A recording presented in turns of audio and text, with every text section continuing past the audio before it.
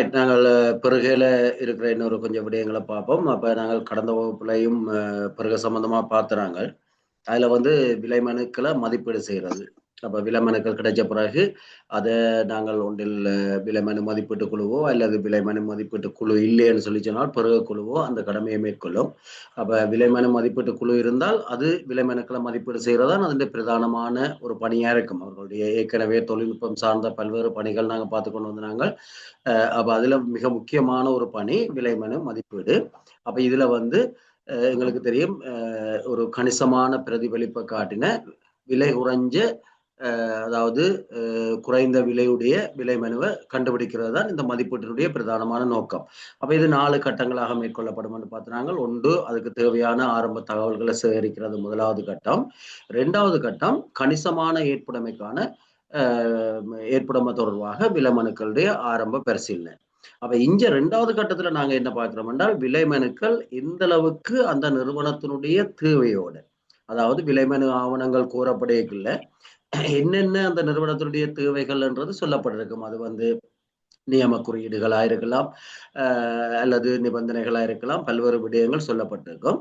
எனவே அந்த தேவையோட எந்த அளவு தூரத்துக்கு பொருந்தி வருது, அதாவது எந்த அளவு தூரத்துக்கு ஓரளவுக்கு கணிசமான பிரதிபலிப்பு. இந்த கணிசமான பிரதிபலிப்பு என்ற சொல்ல நாங்கள் ஏன் கணிசமான பிரதிபலிப்பு அல்லது கணிசமான ஏற்புடைமை என்ற சொல்லை ஏன் பயன்படுத்துறோம் என்று பார்த்தீங்கன்னு சொல்லிச்சுனால், 100% நாங்க கேட்கிற மாதிரி இருக்காது. நான் கடந்த வகுப்புலையும் அதை சொல்லியிருந்தேன். அப்ப கொஞ்சம் வித்தியாசப்படலாம். ஆனால் எங்களுக்கு தேவையோட ஓரளவுக்கு அது ஒத்து போற விடயமா விலை மனுக்கள் இருக்குது. அப்ப அதுக்கு பிறகுதான் விலையை பார்க்கணும். விலை குறைவா இருக்கு. அப்ப விலையை நாங்கள் இனிமே பார்க்க தொடங்கல. அப்ப 2வது கட்டத்துல பார்த்தோம் என்றால் கணிசமான ஏற்புடைமையை தான் பார்க்கிறோம். சரிதானே? அப்ப கணிசமான ஏற்புடைமையை பார்க்கல அதை 2 வகையா நாங்க பார்க்கிறோம். ஒன்று வர்த்தக தேவைப்பாடு, அடுத்தது தொழில்நுட்ப தேவைப்பாடு. வர்த்தக தேவைப்பாடு என்று சொல்லிக்கல சாதாரணமா விளங்கிக் கொள்ளுங்க என்று சொல்லி நான் இந்த விடயம் பார்த்துட்டேன். இந்த ஸ்லைட்ல இருக்கிற விடயங்கள் வர்த்தக தேவைப்பாடு என்று சொல்லிக்கல எங்களுடைய விலை மனுக்கள் சரியான முறையில இருக்குதா, சரிதானே? அது வந்து உரியவரால் ஒப்பமிடப்பட்டிருக்கா, சரியான முறையில் இருக்கா, எங்களுடைய அது வந்து வர்த்தக தேவைப்பாடுன்னு சொல்லுவோம். அப்ப சரியான முறையில விலை மனுதாரரால சமர்ப்பிக்கப்பட்டிருக்குதா என்றதை பார்க்கறதுதான் வர்த்தக தேவைப்பாடு. தொழில்நுட்ப தேவைப்பாடுன்றது எங்களுடைய தேவையோடு அவர்களால் சமர்ப்பிக்கப்பட்ட விலமனு, அதாவது அவர்கள சமர்ப்பிக்கப்பட்ட விலமனுவுல குறிப்பிடப்பட்டிருக்கிற அந்த அந்த பொருள் பற்றிய பொருளோ அல்லது சேவையோ அல்லது வேலையோ தொடர்பாக எங்களுடைய தேவைப்பாட்டோட எந்த அளவுக்கு பொருந்தது, அதான் தொழில்நுட்ப ரீதியாக நாங்கள் ஒப்பிட்டு பார்க்கிறது. சரிதானே? அப்ப எங்களுடைய தேவை என்னன்றதை நாங்கள் சொல்லியிருப்போம். அப்ப அந்த தேவையோட எந்த அளவு தூரத்துக்கு அது பொருந்தி போகுது. அப்ப விவரக்குறிப்புகள், அப்ப விவரக்குறிப்புகளின் ஊடாகத்தான் எங்களோட தேவையை சொல்லியிருப்போம். இப்படித்தான் இருக்க வேணும்னு சொல்லி. அப்ப அதோட எந்த அளவு தூரத்துக்கு பொருந்துன்றதை பார்க்கறதுதான் தொழில்நுட்ப தேவைப்பாடு. அப்ப 2 வகையில நாங்கள் ஏற்புடைமையை பார்ப்போம். ஒன்று வர்த்தக தேவைப்பாடு, அடுத்தது தொழில்நுட்ப தேவைப்பாடு. அப்ப அந்த 2லயும் என்னென்ன விடயங்கள் நாங்க பார்க்கிறோம் என்றது ஏற்கனவே கடந்த வகுப்புல பார்த்துனாங்க. அப்ப நாங்கள் இனி பார்ப்போம் என்னன்னு சொன்னால், தொடர்ந்து நாங்கள் இதை செய்யல எங்களுக்கு தெரியும் இந்த வர்த்தக தேவைப்பாடோ அல்லது தொழில்நுட்ப தேவைப்பாடையோ நாங்கள் பார்க்கக்குள்ள அது எப்படியுமே விலகல் என்றது இருக்கும் என்றது நாங்க பார்த்துனாங்க. அதுக்காக தான் கணிசமான ஏற்புடைமை என்ற சொல்ல பயன்படுத்துறோம் என்றதும் நாங்க பார்த்துனாங்க. அது விளங்கி கொண்டால் எப்படியுமே எங்களுடைய விவரக்குறிப்புகளோட வேறுபடும், சிலது வேறுபடும். அப்ப அவ்வாறு வேறுபாடுகள் வந்து பாரியதா சிறியதா என்றதை பார்க்க வேணும். அப்ப பாரியதா இருந்தால் பெரிய அளவு வேறுபடுது. எங்களுக்கு 6 அடி 4 அடி மேச வேணும் என்றால் நான் சொன்ன இஞ்சி கணக்குலயோ மில்லிமீட்டர் கணக்குலயோ குறைய கூட இருந்தால் எங்களுக்கு எந்த விதமான பிரச்சனையும் இல்லாது சின்ன விலகல். ஆனால் 6 அடி 4 அடி நாங்க கேட்கல ஒரு ஆள் வந்து 4 அடி 3 அடி மேசைக்கு தந்திருக்கிறார் என்றால் 6 அடி 4 அடி மேசை என்றது என்ன தேவைக்காக நாங்கள் அதை தெரிவு செய்தாங்களோ அந்த தேவையோட பொருந்தாது. அப்ப எனவே விலகுதல் என்றது வரைக்குள்ள விலகுதல் என்றது கண்டிப்பாக இருக்கும், அது ஏற்படக்கூடியது, எப்படியுமே 100% பொருந்தாது என்றதை நாங்கள் ஏற்றுக்கொண்டாலும் கூட அந்த விலகுதலை நாங்கள் பார்க்க வேண்டும். பாரிய விலகுதலா சிறிய விலகுதல். அப்ப எங்களுடைய பரீட்சைக்கு வினாக்கள் வெறும் பாரிய விலகுதல் என்றால் நாங்கள் என்ன பாரிய விலகுதல் ரெண்டு ஒரு 4-5 சொல்லக்கூடியதா இருக்க வேணும். அதே மாதிரி சிறிய விலகுதலுக்கு உதாரணம் கேட்டால் அதை சொல்லக்கூடியதா இருக்கணும். அந்த அளவுக்கு இருந்தால் எங்களுக்கு ஓகே. அப்ப பாரிய விலகுதல் என்றால் என்ன, சிறிய விலகுதல் என்றால் என்ன என்றதை விளங்கி கொண்டோம் என்றால் இதுல இந்த விடயம் சரி. அப்ப பாத்தீங்கன்னா விலைமனுன்ற செல்லுபடியில தாக்கத்தை ஏற்படுத்துறது. அதாவது செல்லுபடியில தாக்கத்தை ஏற்படுத்துகிறால் விலைமனுதாரர் கையொப்பமிடாம இருக்கிறது, அல்லது அவ்வாறான சட்ட ரீதியான காரணங்கள். அப்ப விலைமனு செல்லுபடியாகும் உரியவரால் தான் சமர்ப்பிக்கப்பட்டிருக்குதா என்றதுல அது தாக்கத்தை ஏற்படுத்தக்கூடியதா இருந்தால், அப்ப கையொப்பமிடாத விலைமனுவை நாங்கள் தெரிவு செய்து போட்டு பிறகு அவர் அது சமர்ப்பிக்கலைன்னு சொல்லலாம், அல்லது அது ஒரு சட்ட ரீதியா நாங்கள் சொல்லலாது. எனபடியால் அது பாரிய விலகுதல். அப்ப விலைமனு செல்லுபடியானதா என்றதை தீர்மானிக்கிறதுல பாரிய அளவு தாக்கத்தை செலுத்தக்கூடியது பாரிய விலகுதலா கொள்ளப்படும். அடுத்தது விலைமனு ஆவணங்கள்ல நிராகரிக்கப்படுவதற்கான காரணமாக நாங்கள் ஒண்ணு சொல்லியிருந்தால், இப்படியான விலைமனுக்கள் நிராகரிக்கப்படும் என்று நாங்க சொல்லியிருந்தால், அந்த காரணத்தை கொண்டிருக்கிற விலைமனுக்கள் அது பாரிய விலகுதல். சரிதானே? அப்படியான நாங்கள் ஏற்கனவே ஆவணங்கள்ல சொல்லி இருக்கிற விலைமனுக்கள் நிராகரிக்கப்படுவதற்கு இன்னென்ன காரணம் இருக்கும் என்று சொல்லுவோம். இன்னென்ன விடயத்தை வச்சுதான் பரிசீலிப்போம். இப்படி விலைமனுக்கள் இருந்தால் இது நிராகரிக்கப்படும் என்று சொல்லியிருந்தால், அந்த காரணம் இருக்கிற விலைமனு பாரிய விலகல். அப்ப அதை நாங்கள் சிறிய விலகல் என்று எடுக்கலாது. அது மாதிரி எங்களுடைய நோக்கல்ல என்னத்துக்காக நாங்க கேட்கிறோம் ஸ்கோப். சரிதானே? என்னத்துக்காக நாங்கள் விலைமனுவை போடுறோம். அப்ப நோக்கல்ல. அடுத்தது அந்த பொருளுடையோ வேலையோ தரம் அல்லது அதன் செயற்பாடு சேர்த்திறன். சரிதானே? அப்ப நாங்கள் இப்போ ஒரு நிமிடத்துக்கு இவ்வளவு பிரதி அடிக்கணும் அல்லது இப்படியான வேகத்தை கொண்டிருக்கணும் என்ற உபகரணங்களை கேட்கல. அப்ப அப்படியானவற்றில தாக்கத்தை ஏற்படுத்தக்கூடிய கணிசமான தாக்கத்தை, அப்ப அது பாரிய விலகலாக இருக்கும். அடுத்தது பெருக நிறுவனத்தின் உரிமையில தலைவர் அல்லது விலைமனுதாரருக்கு இருக்கிற கடப்பாடுகள் என்பவற்றை கணிசமாக மட்டுப்படுத்தக்கூடியதா. அப்ப எங்களுக்கு தெரியும் அப்படியான ஏதாவது ஒரு விலைமனுக்கள். சரிதானே? அப்ப சில நேரம் அது நிபந்தனையுடன் கூடிய விலைமனுக்களா இருக்கலாம். அப்ப நாங்கள் இப்படித்தான் கேட்கிறோம், நாங்கள் எங்களுக்கு 10 ரீம் தான் தேவை என்று கேட்கிறோம். அவர் சொல்றாருன்னு சொல்லி சொன்னா 100 ரீம் நான் இந்த விலைக்கு தருவேன், அது நிபந்தனை. அப்ப எங்களுக்கு பெருக நிறுவனத்துக்கு சில உரிமைகள் இருக்குது. அந்த உரிமைகளோட அல்லது விலைமனுதாரருக்கு இருக்கிற கடப்பாடுகள் இருக்குது. அந்த கடப்பாடுகள் இப்ப சில நேரங்கள்ல சில பிரகடனங்களை சமர்ப்பிக்க வேணும், அப்படியான சில கடப்பாடுகள் இருக்குது. அந்த கடப்பாடுகள்ல தாக்கத்தை ஏற்படுத்துறது அல்லது அதை மட்டுப்படுத்துறதுக்கான மட்டுப்படுத்தக்கூடிய வகையில விடயங்களை கொண்டிருக்கிற விலைமனுக்கள் அது பாரிய அளவு விலகுற விலைமனுக்களாக கருதப்படும். அடுத்தது வர்த்தக அல்லது தொழில்நுட்ப தேவைப்பாட்டிலிருந்து கணிசமான அளவு வேறுபடுறது. வர்த்தக தேவைப்பாடு என்றால் என்ன, தொழில்நுட்ப தேவைப்பாடு என்றால் என்னன்னு பார்த்துட்டோம். அடுத்த நிபந்தனையுடனான விலைமனுக்கள். அப்ப இப்படியானவை பாரிய விலகுதல் இருக்கும். அதுக்கு மேலதிகமா நாங்க பார்த்தோம்னு சொல்லி சொன்னால் அப்ப பாரிய விலகுதலுக்கு உதாரணம். அப்ப பாரிய விலகுதல் இந்த உதாரணத்தை ஞாபகம் வச்சிருந்தீங்கனாலே பாரிய விலகுதலை நாங்கள் சொல்லலாம். அப்ப ஒன்றில் உதாரணத்தை கேட்கலாம் அல்லது பாரிய விலகுதல் என்றால் என்னென்று கேட்கலாம். பாரிய விலகுதல் உள்ள விலைமனுக்கள் அதுக்குரிய காரணங்கள் என்று கேட்கலாம். அப்ப எப்படி கேட்டாலும் நாங்கள் அதுக்கேற்ற மாதிரி அப்ப பொதுவாக நாங்க பார்த்தோம்னா நாங்க அங்க பார்த்துனாங்க விலைமனு செல்லுபடியில தாக்கத்தை செலுத்துறது. சரிதானே? அப்ப அது முதல் ஸ்லைட்ல இருந்த விடயங்கள் வினாவுக்கு வரலாம் அல்லது பாரிய விலகுதலுக்கு உதாரணம் 2 தருக 2 உதாரணம் கேட்கலாம். அப்ப உதாரணம் என்று சொல்லி சொன்னால் அப்ப எங்களுக்கு தெரியும் செல்லுபடியில தாக்கத்தை செலுத்துறேன்னால் இங்க அதிகாரம் அளிக்கப்பட்ட ஒரு கையொப்ப முடியல. அதாவது ஒன்றில் அந்த நிறுவனத்தினுடைய உரிமையாளரோ அல்லது அந்த நிறுவனத்தின் உரிமையாளரால முறைப்படி அதிகாரம் அளிக்கப்பட்டவர். சில நேரம் வெளிநாட்டு விலைமனுக்களா இருக்கலாம் அல்லது உரிமையாளர் இங்க இல்லாம இருக்கலாம். அப்படின்றால் எங்களுக்கு தெரியும் அவருக்கு அந்த அதிகாரத்தை அளிச்சிருக்க வேணும். சரிதானே? அப்ப அப்படியான அதிகாரம் இல்லாத அப்ப அதிகாரம் இருக்கிற ஒரு ஆள் கையொப்பமிட்ட விலைமனுவை தான் அவ அந்த நிறுவனத்தினுடைய விலைமனுவாக அல்லது அந்த உரிமையாளருடைய விலைமனுவாக அல்லது அந்த ஒப்பந்தக்காரருடைய விலைமனுவாக நாங்கள் ஏற்றுக்கொள்ள முடியும். அப்ப ஆனபடியால் அதிகாரம் அளிக்கப்பட்டவர் கையொப்பமிடையில்லைன்னு சொல்லி சொன்னால் அது பாரிய விலகுதல். அடுத்தது விலைமனுதாரது தகமை தேவைப்பாடுகளை திருப்தி செய்யாது. அப்ப இப்படி இருக்கணும். அப்ப சிஐடிஏ ரெஜிஸ்ட்ரேஷன் இத்தனை இருக்கணும், இன்ன பதிவை கொண்டிருக்கணும் இந்த வேலை ஒப்பந்தத்துக்குன்னு சொல்லிச்சுனால் அது இல்லையான்னு சொல்லிச்சுனா அப்ப அவற்றை தகமை விலைமனுதாரருக்கு அடிப்படையா தகமை இருக்க வேணும் என்று நாங்கள் ஏதாவது வருகை ஆவணத்துல சொல்லியிருந்தால் அந்த தகமைகளை திருப்திப்படுத்தாட்டி அது பாரிய விலகுதல். ஏன்னா தகமையை நாங்கள் அப்படியானவருக்கு தானே அந்த ஒப்பந்தத்தை கொடுக்கலாம் என்றதுக்காகத்தான் நாங்கள் தகமையை தீர்மானிக்கிறோம். எனவே தகமை தேவையை திருப்திப்படுத்தாட்டி அது பாரிய விலகுதல். அடுத்தது பிணை பொறுப்பு சமர்ப்பிக்காட்டி. அப்ப நாங்கள் கேள்வி பிணை கேட்டிருப்போம். ஏன்னா கேள்வி பிணை கேட்கறது அவர் ஒப்பந்தம் செய்யறதை உறுதிப்படுத்திக் கொள்றதுக்காக. அப்ப அவர் பிணை பொறுப்பை சமர்ப்பிக்காட்டி பிணை பொறுப்புன்றது சில நேரங்கள்ல பிணை பொறுப்பை சமர்ப்பிக்காம இருந்தாலும் சரி வராது, அல்லது நாங்க கேட்ட பிணை பொறுப்பை விட குறைந்த அளவு பிணை பொறுப்பை சமர்ப்பிச்சிருந்தார். இப்ப சில நேரம் நாங்கள் 1,00,000 ரூபாய்க்கு பிணை பொறுப்பை கேட்டிருந்தோம் என்றால் அவர் 50,000 ரூபாய்க்கு தான் பிணை பொறுப்பை சமர்ப்பிச்சிருக்கிறார் என்றால் அது பாரிய விலகுதல். ஏனென்றால் எங்களுக்கு 1,00,000 நாங்க பிணை பொறுப்பை தீர்மானிக்கிறதுக்கு ஏதோ ஒரு காரணத்தை அடிப்படையா வச்சு கொண்டுதானே தீர்மானிச்சிருப்போம். எனவே அது அப்ப பிணை பொறுப்பை சமர்ப்பிக்காம இருக்கிறது. போதிய செல்லுபடி காலத்தை கொண்டிருக்காது.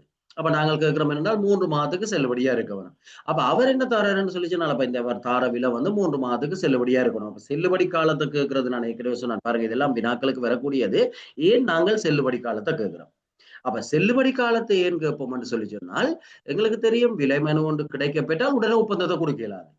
நாங்கள் அதுக்கிடையில அதை பரிசீலிக்க வேணும், மதிப்பீடு செய்ய வேணும், கணிசமான ஏற்புடைமையை கொண்ட விலை மனுக்களை கண்டுபிடிச்சு அதுல விலை குறைஞ்ச விலை மனுவை நாங்கள் கண்டுபிடிக்க வேணும். அப்போ அதுக்கு பிறகுதான் தெரிவு செய்த பிறகுதான் ஒப்பந்த அளிப்பு செய்யலாம். அதுக்கிடையிலேயும் சில நேரம் மேன்முறையீடுகள் கிடைக்கலாம், அதுகளை கையாளணும். அப்ப எனவே இதுக்கெல்லாம் சேர்த்து காலப்பகுதி ஒன்று வேணும். அப்ப விலை மனுக்கள் பரிசீலிக்கப்படுறதுக்கு உரிய ஒப்பந்தக்காரரை தெரிவு செய்யறதுக்காக கால அவகாசம் தேவை. அப்ப அந்த கால அவகாசத்தை பெற்றுக் கொள்றதுக்காகத்தான். அப்ப நாங்கள் விலைமனுவை மதிப்பீடு செய்து ஒப்பந்ததாரர் தெரிஞ்ச பிறகு அது வந்து விலைமனு செல்லுபடி காலம் அந்த அளவுக்கு இல்லாட்டி அந்த விலைமனுவை அவர் ஒப்பந்தம் ஏற்றுக்கொள்ள வேண்டும் என்ற கடப்பாடு இல்லாம போயிடும். எனவே போதிய செல்லுபடி காலம், நாங்கள் கேட்ட செல்லுபடி காலத்தை கொண்டிருக்காத விலைமனுக்கள், நாங்கள் 3 மாதம் கேட்டா 3 மாதம் செல்லுபடி காலம் இருந்தா மட்டும்தான் நாங்கள் ஏற்றுக்கொள்ளலாம், இல்லாட்டி பாரிய விலகல். சரிதானே? ஏனென்றால் 3 மாதம் எங்களுக்கு ஒருவருக்கு ஒப்பந்த அளிப்பை வழங்குறதுக்கு செல்லும் என்றதை நாங்கள் தீர்மானிச்சு கொண்டபடியாக தான் அந்த செல்லுபடி காலத்தை நாங்கள் ஏற்கனவே கேட்டிருக்கிறோம். எனவே அந்த செல்லுபடி காலத்தை வழங்க தவறிய விலை மனுக்கள் அது பாரிய விலகலுக்கு உதாரணமா இருக்கும். அடுத்த மாதிரி விவர குறிப்புகளின் தேவைப்பாட்டை திருப்திப்படுத்தாம, அதான் நம்ம விவர குறிப்புகள் என்றதான் அந்த தேவை என்ன என்றது சொல்லும். அப்ப அந்த தேவையை திருப்திப்படுத்த இல்லை, அதுல சிறிய சிறிய அளவுல மாற்றம் இருந்தா பிரச்சனை இல்லை. ஆனா அந்த தேவையே திருப்திப்படுத்த இல்லை என்று சொல்லி சொன்னால் பிரயோசனம் இல்லை. இப்ப உதாரணத்துக்கு 6 அடி 4 அடி மேசை என்றால் எங்களுக்கு ஒரு பெரிய பரப்புள்ள மேசை வேணுமென்றபடியே தான் அதை தெரிவு செய்து நாங்கள். அப்ப அந்த தேவையை திருப்தி செய்ய அது ஒரு கொஞ்சம் குறைஞ்சால் அது திருப்தி செய்யும். ஆனால் பெரிய அளவுல அது குறையுதென்றால் அந்த தேவைக்கு அது பொருத்தம் இல்லை. அப்ப நாங்கள் ஒரு ஸ்டாஃப் ஆஃபீஸருக்கு மேசை கேட்கிறோம் என்றால் அது ஒரு சிற்றுளியருக்குரிய மேசை என்ற அளவுல இருக்குமா இருந்தால் அது நாங்கள் பாரிய விலை. மறுபடியால் விவர குறிப்புகள், விவர குறிப்புகள் தான் எங்களுடைய தேவை என்னன்னு சொல்லும். அந்த விவர குறிப்புகளோட தேவைப்பாடுகளை திருப்திப்படுத்தாம இருந்தால், அல்லது வளங்கள் வேலை அட்டவணை என்ற தேவைப்பாடு. அப்ப நாங்க சொல்லியிருப்போம் என்னன்னு சொல்லி சொன்னால், ஒப்பந்த அளிப்பு வழங்கப்பட்டால் 1 மாதத்துக்குள்ள எங்களுக்கு இந்த பொருட்களை வழங்க வேணும். அல்லது ஒப்பந்த அளிப்பு வழங்கப்பட்டால் 1 வருடத்துக்குள்ள இந்த வேலை பூர்த்தி செய்யப்பட வேணும் என்று நாங்க சொல்லியிருப்போம். அப்ப அவர் சொல்றாரு என்றால் எனக்கு ஒப்பந்த அளிப்பு தான் நான் 2 வருஷத்துல பூர்த்தி செய்து தருவேன் சொல்லி. அப்ப அது தேவைப்பாட்டை பூர்த்தி செய்யல. அது மாதிரி பொருட்கள் என்றால் அப்ப எங்களுடைய தேவைக்கு தானே நாங்கள் பெருக செய்யறோம். எனவே நாங்கள் எவ்வளவு காலத்துக்கு விநியோகிக்க வேணும் அல்லது எவ்வளவு காலத்துக்கு ஒரு வேலையை முடிக்க வேணும் என்று சொல்ற அந்த தேவைப்பாட்டை, அந்த கால அளவை பூர்த்தி செய்யாத விலைமனுக்கள் அது பாரிய விலகலா இருக்கும். குறைந்த அனுபவ தேவையில்லாம இப்ப இவ்வளவு அனுபவம் என்று கேட்டிருந்தோமோ அந்த அனுபவம் இல்லாத விலைமனுக்கள் அது பாரிய விலைகளா இருக்கும். அடுத்தது நிபந்தனையுடனான விலைமனு. நிபந்தனையுடனானது என்றது நான் ஏற்கனவே சொல்லியிருக்கிறேன் உங்களுக்கு. நிபந்தனை என்று சொல்றது அவர் ஏதேனும் நிபந்தனைகளை விதிக்கிறது. இவ்வளவு எடுத்தாதான் நான் இதை தருவேன் சொல்லி எங்களுக்கு தேவைக்கு தானே நாங்கள் கோல்வனம். அப்ப நாங்கள் கோர்ற அளவைத்தான் அவர் வழங்க தயாரா இருக்கணும் இல்லையே, அவர் நிபந்தனைகளை விதிக்க இயலாது. சில நேரங்கள்ல அவர் சொல்லுவாருன்னு சொல்லி சொன்னால் விலையை தந்துட்டு கீழே குறிப்பிட்டிருப்பார், சந்தை விலை அதிகரித்தால் அந்த அதிகரிச்ச விலைக்கு தான் தரலாம் என்று சொல்லியிருந்தால் அது வந்து ஒரு ஏற்றுக்கொள்ளக்கூடிய விலை மனு அல்ல. ஏன்னா சந்தை விலை அதிகரிக்கிறத பிறகு என்ன விலையில எப்படி நாங்கள் மற்றாக்களோட ஒப்பிடுறது? எனவே நிபந்தனைகள் இருக்குமா இருந்தால் அப்ப விலை மனுதாரர் ஒரு நாளும் எங்களுக்கு நிபந்தனையை விதிக்க முடியாது. நாங்கள் தான் அவருக்கு நிபந்தனையை விதிச்சு விலை மனுக்களை கோர்றோம். அப்ப இது வந்து பாரிய விலகுதலுக்கு உதாரணங்கள். சரிதானே? அப்ப இதை சும்மா ஞாபகத்துல வச்சிருங்க. வச்சிருந்தீங்கன்னா சரி. அப்ப பாரிய விலகுதல் என்றால் பாரிய விலகுதல் என்றால் என்ன என்றதான் முதல் ஸ்லைட்ல இருந்தது. அடுத்தது அதுக்குரிய உதாரணங்கள். அடுத்து நாங்கள் பார்த்தோம்னா சிறிய விலகுதல்கள். அப்ப சிறிய விலகுதல்கள் இருந்தால் நாங்கள் அந்த விலைமனுவை ஏற்றுக்கொள்ளலாம். ஏன்னா சின்ன வேறுபாடு தானே இருக்குது. அப்ப அது ஏற்கனவே யதார்த்தமா இருக்கும் என்றதான் எதிர்பார்ப்பு. அப்ப சட்ட ரீதியான தன்மை மீது தாக்கத்தை ஏற்படுத்தாது. சரிதானே? அப்ப சில நேரங்கள்ல அவர் கையொப்பமிட்டுட்டு சில நேரங்கள்ல இப்ப எங்களுக்கு அது விவாதத்துக்குரிய உதாரணத்துக்கு கையொப்பமிட்டா அந்த நிறுவனம் வந்து பிராங்க் அடிக்க வேணும். ஆனால் கையொப்பம் வந்து எல்லா இடத்துலயும் இடப்பட்டிருக்குது, எல்லா இடத்துலயும் பிராங்க் அடிக்கப்பட்டிருக்குது. ஆனா ஒரு இடத்துல பிராங்க் அடிக்கல. அப்ப அது வந்து சட்ட ரீதியாக எங்களுக்கு ஏதாவது பிரச்சனை இருக்கான்னு நாங்க பார்க்கணும். அதுல தாக்கத்தை செலுத்தாது என்றால் நாங்கள் அதை ஏற்றுக்கொள்ளலாம். அப்ப அதைத்தான் மதிப்பீடு செய்ய வேணும். அப்ப வர்ற அந்த தன்மைக்கு ஏற்பத்தான் நாங்கள் முடிவு செய்ய வேணும். அப்ப சட்ட ரீதியான தன்மையில தாக்கத்தை ஏற்படுத்தாது, அல்லது வேலை என்ற நோக்கம், தரம், செயற்படுத்தல், செயற்திறன் என்ற தாக்கத்தை ஏற்படுத்தாது. இதெல்லாம் முதலே காய்ச்சாங்க பாரிய விலகல்ல அதுல தாக்கத்தை ஏற்படுத்துறது பாரிய விலகல், ஏற்படுத்த இல்லை அப்படி இல்லாம சின்ன விலகல்கள் இருந்தார் சரிதானே? அதுல எங்களுக்கு பிரச்சனை இல்லை. ஒப்படைப்பு விலை தரம், அதாவது ஒப்படைப்பு காலம் மற்றது விலையிலேயோ தரத்திலேயோ தாக்கத்தை ஏற்படுத்தாத விலகல்கள். அடுத்தது பெருக நிறுவனத்தினுடைய உரிமைகள் மற்றது கேள்விதாரருடைய கடப்பாடுகள்ல கணிசமான மட்டுப்பாடுகளை ஏற்படுத்தாத சிறிய விலகுதல்கள். சில நேரம் அவர் என்ன செய்வாருன்னா, நாங்க முற்பணம் சொல்லியிருப்போம், முற்பணம் வந்து 20% தரலாம்னு சொல்லியிருப்போம். அவர் சில நேரம் தனக்கு 25% தர வேணும் என்று கேட்டிருப்பார். அப்ப சந்தர்ப்பத்தை பொறுத்து.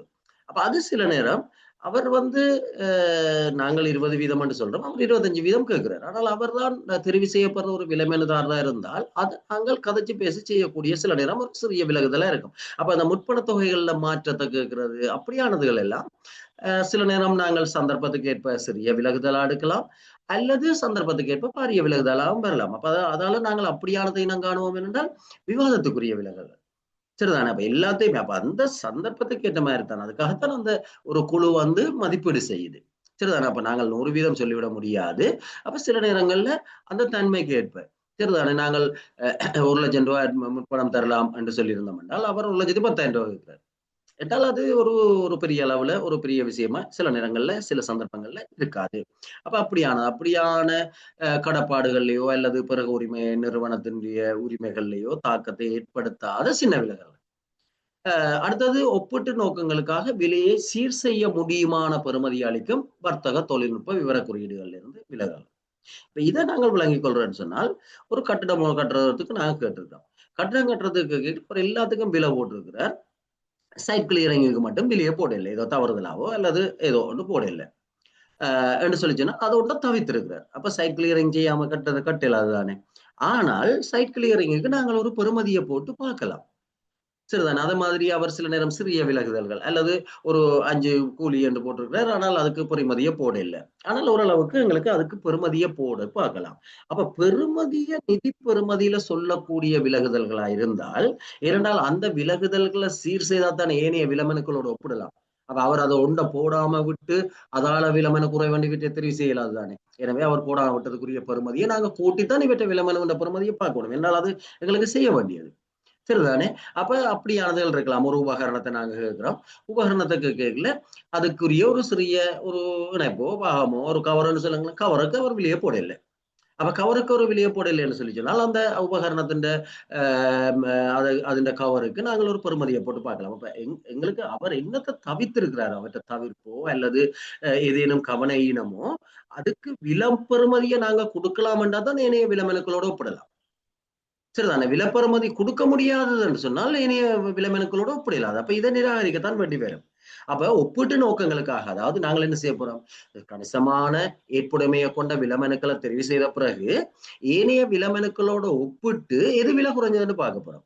அப்ப விலை குறைஞ்சது ஒப்பிட்டு பார்க்கல இவர் ஒன்றை போடாம விட்டிருந்தால் அதுக்குரிய நிதி பெறுமதியை எங்களால கணிக்க முடியும் என்றால் தான் இவற்றையா குறைவு மற்றாளுடைய குறைவுன்றதை நாங்க பார்க்கலாம். சரிதானே? இப்ப இதை பெருகுன்றது சரியான இலகுவான ஒன்று. கூடுதலாக புள்ளிகளை கொண்டு வர ஒரு விடயம் என்னென்ன புதுசாக வந்தபடியால் உங்களுக்கு தெரியும், கடைசியா நடந்த சூப்பர் எக்ஸாம்லையும் நியாயமான கேள்விகள் இருந்தது. அது மாதிரி தான் உங்களுடைய எஸ்எல்ஏஎஸ் எக்ஸாமா இருந்தேன்னு, இனி நடக்க இருக்கிற சூப்பர் எக்ஸாமா இருந்தேன்னு இது ஒரு கணிசமான பங்களிப்பை செலுத்தலாம். ஆனபடியால் அதை விளங்கி கொண்டீங்கன்னா எங்களுக்கு ஞாபகத்தில் இருக்கும். குறிச்சு பாருங்க, அதுக்கு உங்களுக்கு விளங்கக்கூடிய வகையில சிறிய குறிப்புகளா இருக்குது. ஆனால் என்ன தெரியாது தான் சொல்லலாம். அப்படியான வர்த்தக தொழில்நுட்ப விவர குறியீடுகள் அதுக்கு பெறுமதியை போடலாம் என்று சொல்லி சொன்னால், ஒப்பீட்டு நோக்கத்துக்காக நாங்கள் பெறுமதியை போடலாம் என்றால் அது சிறிய விலகுதல். அடுத்தது நிராகரிக்கத்தக்க காரணமாக நாங்கள் கேள்வி ஆவணங்கள்ல குறிப்பிடப்படாத சின்ன சின்ன விஷயங்கள். சரிதானே? நாங்கள் நிராகரிக்கிறதுக்குரிய காரணமா நாங்கள் அதை ஒன்றும் குறிப்பிட இல்லை. குறிப்பிட்டதை அவர் செய்யாம இருந்தால் அது பாரிய விலகல் என்று பார்த்தினாங்க. அப்படி குறிப்பிடப்படாத சிறிய விலகல்களா இருந்தால் அதை வந்து நாங்கள் சிறிய விலகுதல்கள் என்று எடுக்கலாம். அடுத்தது புறக்கணிக்கத்தக்க அல்லது திருத்தக்கூடிய அளவுல தொழில்நுட்ப அமைப்பு குறியீடுகள்ல சின்ன விலகுதல். சரிதானே? அதான் சொன்ன புறக்கணிக்கத்தக்கது. புறக்கணிக்கத்தக்கன்னா இப்ப இஞ்சி கணக்கு மில்லிமீட்டர் கணக்குல குறையிறதுனா புறக்கணிக்கத்தக்கது. சரிதானே? அல்லது சில நேரங்கள்ல திருத்தம் செய்யக்கூடியது. அப்ப அப்படியானதுல இருக்கிற விலகல்கள் வந்து சிறிய விலகல்களை எடுக்கலாம் சந்தர்ப்பத்துக்கு ஏற்ப. அடுத்தது பணப்பெறுமதி இல்லாத இணைய விலகல்கள். சரிதானே? இப்ப பணப்பெறுமதி என்னதானே நாங்கள் ஒப்பிட்டு பார்க்கணும். பணப்பெறுமதி இல்லை, ஏனைய மேல சொல்ல மாதிரி எங்களுக்கு பாரிய விலகல்கள் என்று சொல்லப்பட்ட அந்த விடயங்களுக்குள்ள வராத ஏனைய சிறிய விலகல்களா இருந்தால் சரிதானே? அப்ப அதை நாங்கள் சிறிய விலகுதல்களை கருத்துல கொள்ளலாம். அப்ப ஏன் பாரிய விலகல் சிறிய விலகல் என்று நாங்க பார்க்கிறோம்ன்றது உங்களுக்கு விளங்கியிருக்கும். ஏன்னா பாரிய விலகுதல் என்றால் அந்த நிலைமனுவை நாங்கள் நிராகரிக்க வேண்டியது. அதை நாங்கள் எடுக்கலாது. சிறிய விலகுதல் என்றால் அந்த விலமனுவை உண்மையா விலகல் இருக்குது, ஆனால் சிறியதான் என்று அந்த மதிப்பீடு செய்கிற குழு சரிதான். அது சந்தர்ப்பத்துக்கு ஏற்ப விலமன மதிப்பீட்டு குழுவா இருக்கலாம் அல்லது பெருக குழுவா இருக்கலாம். எனவே அந்த மதிப்பீடு செய்கிற குழு அந்த விலகல்களை சிறிய விலகலா பாரிய விலகலான்றத விலகல்கள் வர்ற ஒவ்வொரு இடத்துலையும் பார்க்க வேணும். பார்த்து இது சிறிய விலகல், ஓகே, அப்ப இதை ஏற்றுக்கொள்ளலாம் என்றது அதெல்லாம் அவர்களுடைய அறிக்கையில இருக்க வேணும். சரிதானே. பாரிய விலகல்கள்னால் அதுக்குரிய காரணங்களோடு இருக்க வேணும். ஆனால் அந்த விலமெனுவை நாங்கள் அங்கால தொடர்ந்து இதுக்கு பிறகு மதிப்பீடுகளுக்கு கருத்துல கொள்ளாம இருக்க வேணும். பாரிய விலகல் என்றால் அது ஏற்புடைய பிரதிபலிப்பு காட்டில்லை. சரிதானே. அப்ப அது எங்களுடைய தேவையோட பொருந்தி போறதா இல்லை. அப்ப அந்த வகையில நாங்கள் பார்க்கலாம். பாரிய விலகுதல், சிறிய விலகுதல், சிறிய விலகுதலை பற்றி கேட்டேன்னா பாரிய விலகுதலை பற்றி கேட்டேன்னா அதை விளங்கி கொண்டீங்கன்னா இலகுவாக இருக்கும். அடுத்தது விவாதத்துக்குரிய விலகுதல். அப்ப இது சில நேரங்கள் அப்ப இதை இனங்கண்டு இதை நாங்கள் சந்தர்ப்பத்துக்கு ஏற்ற மாதிரி தான் முடிவெடுக்கலாம். அப்ப வேறுபட்ட கொடுப்பனவு தொகைக்கான கோரிக்கை முன்வைக்கிறது. அப்ப நாங்கள் சொல்றோம் இவ்வளவு இன்னென்ன விதத்துல கொடுப்பனவு தருவோம். ஆனால் அவர் வேறுபட்ட விதத்துல கொடுப்பனவை கேட்கிறார். மொத்தமா இல்ல, கொடுப்பனவு அவர் கொடுப்பனவு கோரிக்கை வேற ஒன்றும் முன்வைக்கிறார். அப்ப அது விவாதத்துக்குரியது. சில நேரங்கள்ல அவர் கேட்கிறத பொறுத்து, கேட்கிறது ஒரு சிறிய மாற்றமா இருந்தால் சிறிய விலகுதல் இருக்கலாம். சில நேரங்கள்ல அது பாரிய விலகுதலா இருக்கலாம். அவர் பெரிய அளவு கேட்கிறார், முழு முழு முழு தொகையுமே அட்வான்ஸா தரணும் என்று அல்லது முதல் கொடுப்பனோட தரணும் என்று கேட்டிருந்தார், அது பாரிய விலகலா.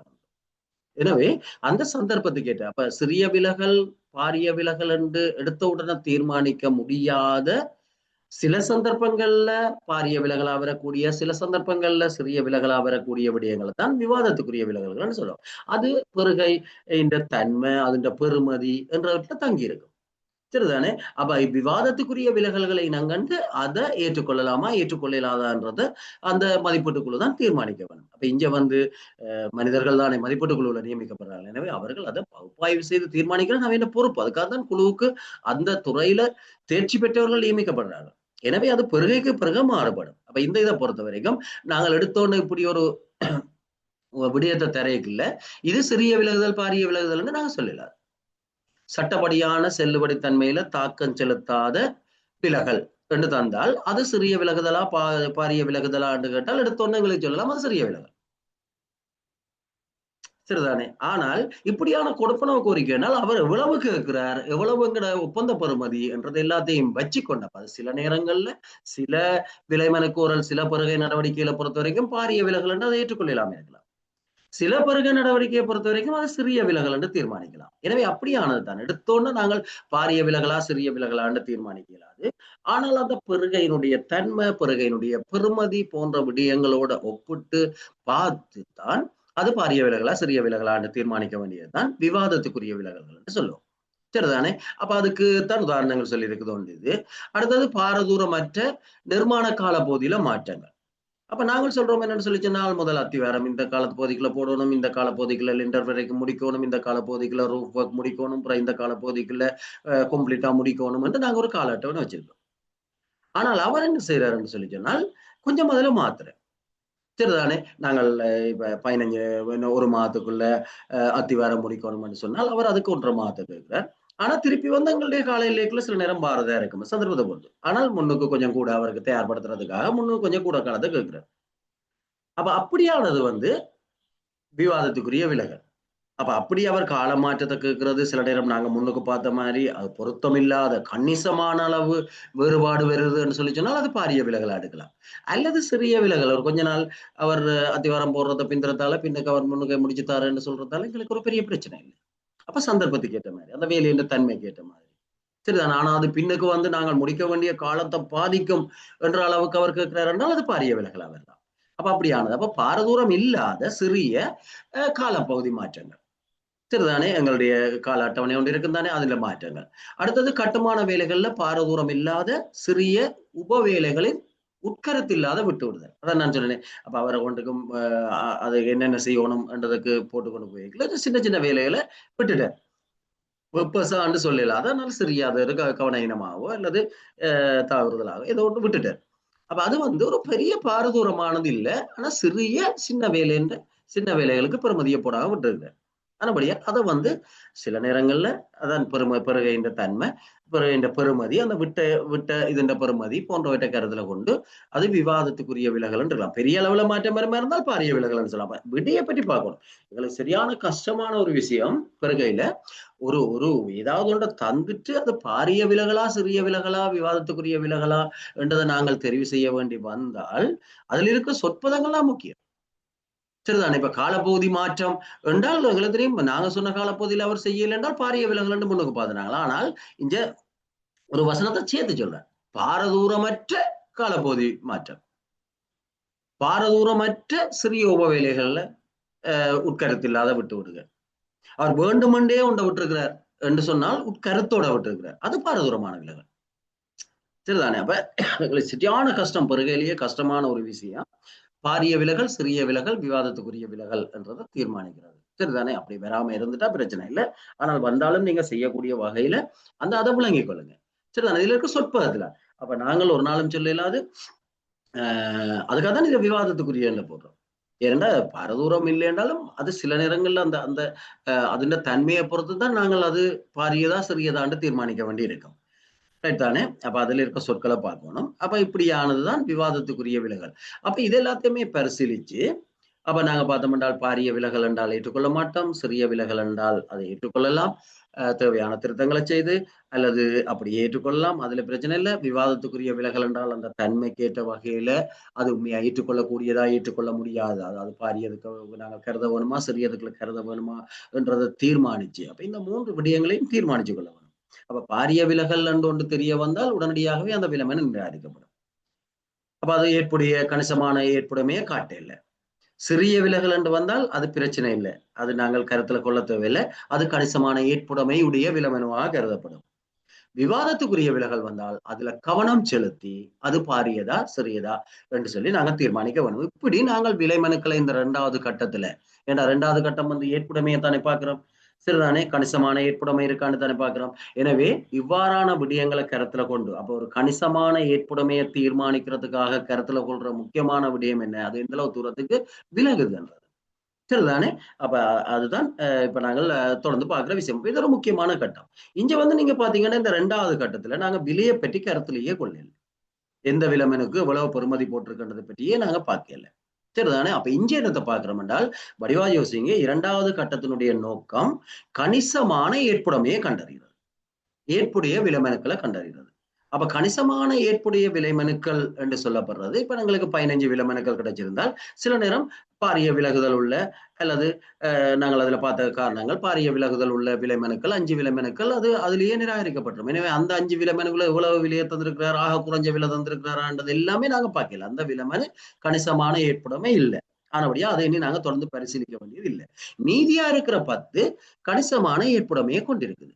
எனவே அந்த கணிசமான ஏற்புடைமையை கொண்டிருக்கிற விலைமனுக்கள்ல இருந்து நாங்கள் அடுத்த கட்டத்துக்கு போவோம். அப்ப இவற்றை பரிசீலித்து தொழில்நுட்ப தேவைப்பாட்டின் கணிசமான ஏற்புடைமையை கொண்டுள்ள விலைமனுக்களுடைய பட்டியல் உரிய படிவத்துல தயாரிக்கப்பட வேணும். அதுக்கு எல்லாமே படிவங்கள் இருக்குது. அப்ப இனித்தான் என்ன செய்யப்படும் என்றால் இப்ப நாங்க 15 விலைமனுக்கள்ல 5 விலைமனுக்கள் அது பொருத்தமற்றது ஏற்புடைமை இல்லை என்று நாங்கள் நிராகரிச்சுட்டோம். அப்ப இப்ப 10 விலைமனுக்கள்லாம் எங்களுக்கு கணிசமான ஏற்புடைமையை கொண்டுள்ள விலைமனுக்கள் இருக்குது. அப்ப இனி என்ன செய்ய போறோம் என்றால் நாங்க விரிவாக மதிப்பீடு செய்ய போறோம் அந்த கணிசமான ஏற்புடைமையை கொண்ட விலைமனுக்களை மட்டும். சரிதானே? அப்ப அந்த 5 விலைமனுக்கள் நாங்கள் அவர்கள் போட்டிக்கு தெரிவு செய்யப்படக்கூடிய தகமையை இழந்துட்டோம். அப்ப இங்க இருக்கிற அப்ப பாத்தீங்கன்னா கணிசமான ஏற்புடைமையை கொண்டுள்ள விலைமனுக்கள் தான் இங்க பரிசீலிக்கப்படும்.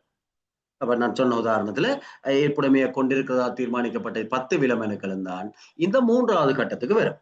எனவே 2வது கட்டத்தோடைய கணக்க விலைமனுக்கள் தட்டுப்பட்டு போயிடும். அப்ப 2வது கட்டத்தை வடிவா விளங்கிக் கொள்ளுங்க. அப்ப 1வது கட்டம் தீர்மானிக்கிறது நாங்கள் மதிப்பீடு செய்யறதுக்கான தேவையான தகவல்கள், தேவையான ஆவணங்கள், தரவுகள் எல்லாத்தையும் பெற்றுக்கொள்றதுதான் 1வது கட்டம். 2வது கட்டம் கணிசமான ஏற்புடைமையை தீர்மானிக்கிறது. சரிதானே? 3வது கட்டம் கணிசமான ஏற்புடைமையை கொண்ட விலைமனுக்களை விரிவாக மதிப்பீடு செய்யறது. அப்ப இங்க என்ன செய்யறோம்னா விரிவாக நாங்க மதிப்பீடு செய்யறதுக்கு என்னத்தை பார்க்கிறோம் என்றால் இங்கதான் விலையை பார்க்கிறோம். அப்ப இந்த 3வது கட்டத்தின் நோக்கம் அப்ப யோசிங்க, 2வது கட்டத்தின் நோக்கம் என்ன, கணிசமான ஏற்புடைமையை கண்டுபிடிக்கிறது. மூன்றாவது கட்டத்தின் நோக்கம் என்னென்றால் கணிசமான ஏற்புடைமையை கொண்ட விலமனுக்கள்ல குறைந்த விலையுள்ள விலமனுவை கண்டுபிடிக்கிறது. சரிதானே? அப்ப குறைந்த விலையுள்ள விலைமனுவை கண்டுபிடிக்கிறதுக்கு நாங்கள் எல்லாத்தையும் மொத்தத்தை மட்டும் பார்த்துட்டு இதான் குறைஞ்சதுன்னு சொல்லலாது. அதுக்காக விரிவாக ஆய்வு செய்யணும். அதான் விரிவான மதிப்பீடு. சரிதானே? நாங்கள் மொத்த தொகை யார் யார் எவ்வளவு மொத்தம் தந்திருக்கிறோம், அதாவது 5 ரூபாய் போட்டோ காப்பி பேப்பர் மட்டும் கேட்டிருக்கிறோம் சொன்னால் மொத்தத்தை வச்சே தீர்மானிக்கலாம். ஆனால் அது பிறகு தன்மைக்கு ஏற்ப அதுலயும் பல பிரச்சனைகள் இருக்கும். அப்ப நாங்கள் என்ன செய்யணும் என்றால் எல்லா இந்த 10 விலைமனுக்களையும் ஒப்பிடணும். ஒப்பிட்டு எது உண்மையா குறைஞ்ச விலைமனு. அப்ப அவர் போட்ட மொத்தம் தான் குறைஞ்சதுன்னு எடுக்கல. அதுக்கு பல்வேறு காரணங்கள் இருக்குது. அதைத்தான் இந்த 3வது கட்டத்துல நாங்க பார்க்கிறோம். சரிதானே? அப்ப இந்த கட்டங்கள் எல்லாம் ஞாபகம் வச்சிருங்க. இத்தனை கட்டங்கள் இருக்குது. ஒவ்வொரு கட்டத்திலையும் என்னத்தை முடிவெடுக்கிறோம். சரிதானே? அப்ப அந்த விடயங்கள் உங்களுக்கு ஞாபகமா இருக்கணும். அப்ப சுருக்கமா குறிச்சு கொண்டு அதுகளை நினைவுல வச்சுக்கொள்ளுங்க. அப்ப குறைந்த மதிப்பிடப்பட்ட பெறுமதியுடைய விலைமனுவை தெரிவு செய்வதுதான் இந்த கட்டத்தின் நோக்கம். இது ஆக குறைந்த விலை குறிப்பிட்ட விலைமனுவாக இருக்கலாம் அல்லது இல்லாம இருக்கலாம். ஏன்னா அவர் குறிச்ச விலையே இல்லை. ஏன்னா நாங்கள் பல சீராக்கங்களை செய்வோம். சரிதானே? அப்ப செய்துதான் ஒப்பிட்டு பார்ப்போம். அப்ப தேவை என்றால் விலைமனு மதிப்பீட்டு குழு அல்லது பெறுகை குழு தெளிவுபடுத்தல்களை கேட்கலாம். இந்த கட்டத்துல சில நேரம் அவர்கள் போட்ட விலைகள்ல ஏதேனும் தெளிவில்லாம இருந்தால் அப்ப தெளிவுபடுத்தல்கள் தேவை என்றால் அவர்கள் தீர்மானிக்கலாம். ஆனால் எப்பயுமே ஏற்கனவே நாங்க பார்த்துட்டோம், எப்பயுமே பெருக குழுவோ விலைமனு மதிப்பீட்டு குழுவோ நேரடியாக விலைமனுதாரரோட தொடர்பு கொள்ளக்கூடாது. விலைமனுதாரரோட தொடர்பு கொள்ளக்கூடியது பெருகை நிறுவனம் மட்டும்தான். எனவே பெருகை நிறுவனத்தின் ஊடாகத்தான் இந்த தொடர்பு மேற்கொள்ளப்பட வேண்டும். இதெல்லாம் வினாவுக்கு வரக்கூடிய விடயங்கள். சரியா? நாங்கள் பிறகு கேஸ் பேசலாம் கேஸ்ல வரைக்குள்ள இந்த விடயங்கள் கவனத்துல செலுத்தணும். விளங்கி கொண்டீங்கன்னா சரி. சரியா? இப்ப எங்களுக்கு ஒரு அவசரமும் இல்லை. ஏனென்றால் சுப்ரா எக்ஸாம் இப்ப இதுல இருக்கிற சுப்ரா எக்ஸாமுக்கு தோற்றாக்களுக்கும் நியாயமான காலம் இருக்குது. SLS இன்னும் கோல்வனையில நியாயமான காலம் இருக்குது. ஆனபடியால் நாங்கள் ஆறுதலா வடிவா விளங்கி கொண்டு போவோம். சரிதானே? அப்ப அவசரப்பட தேவையில்லை. அப்ப இதுல நேரடியாக தொடர்பு கொள்ள முடியாது. தெளிவுபடுத்தல்களை கூறுவதால் பெருகை நிறுவனம்.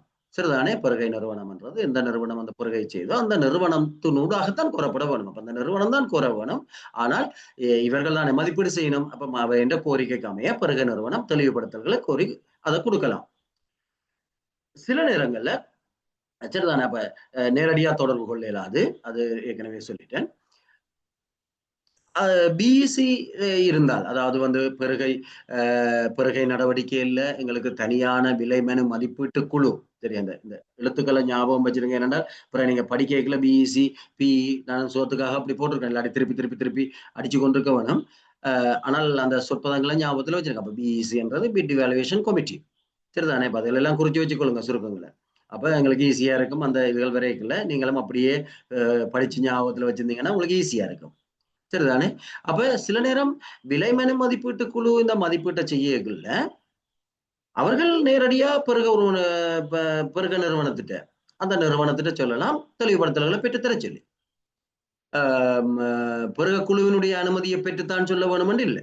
அப்ப யார் மதிப்பீடு செய்யணுமோ அவர்கள் கேட்கலாம். ஆனால் விலைமனு மதிப்பீட்டு குழு அப்படியான தெளிவுபடுத்தலை கேட்கிறதா இருந்தால் அந்த தெளிவுபடுத்தல் கேட்கிற விடயம் பிறகு குழுவுக்கு தெரியப்படுத்த வேணும். இப்படி ஒரு தெளிவுபடுத்தல் கேட்டிருக்கேன்னு சொல்லி. ஏனால் அப்புறம் அவர்கள் பரிசீலிக்கல அவர்களுக்கு தெரிய வேணும். அது சரிதான். ஆனபடியால் அது பிறகு குழுவுக்கு தெரியப்படுத்த வேணும் என்று இருக்கே தவிர பிறகு குழுவின் அனுமதியை பெற்றுத்தான் விலைமனு மதிப்பீட்டு குழு இப்படியான தெளிவுபடுத்தல்களை பெருகை நிறுவனத்தின் ஊடாக கேட்கலாம் என்று சொல்லப்படவில்லை.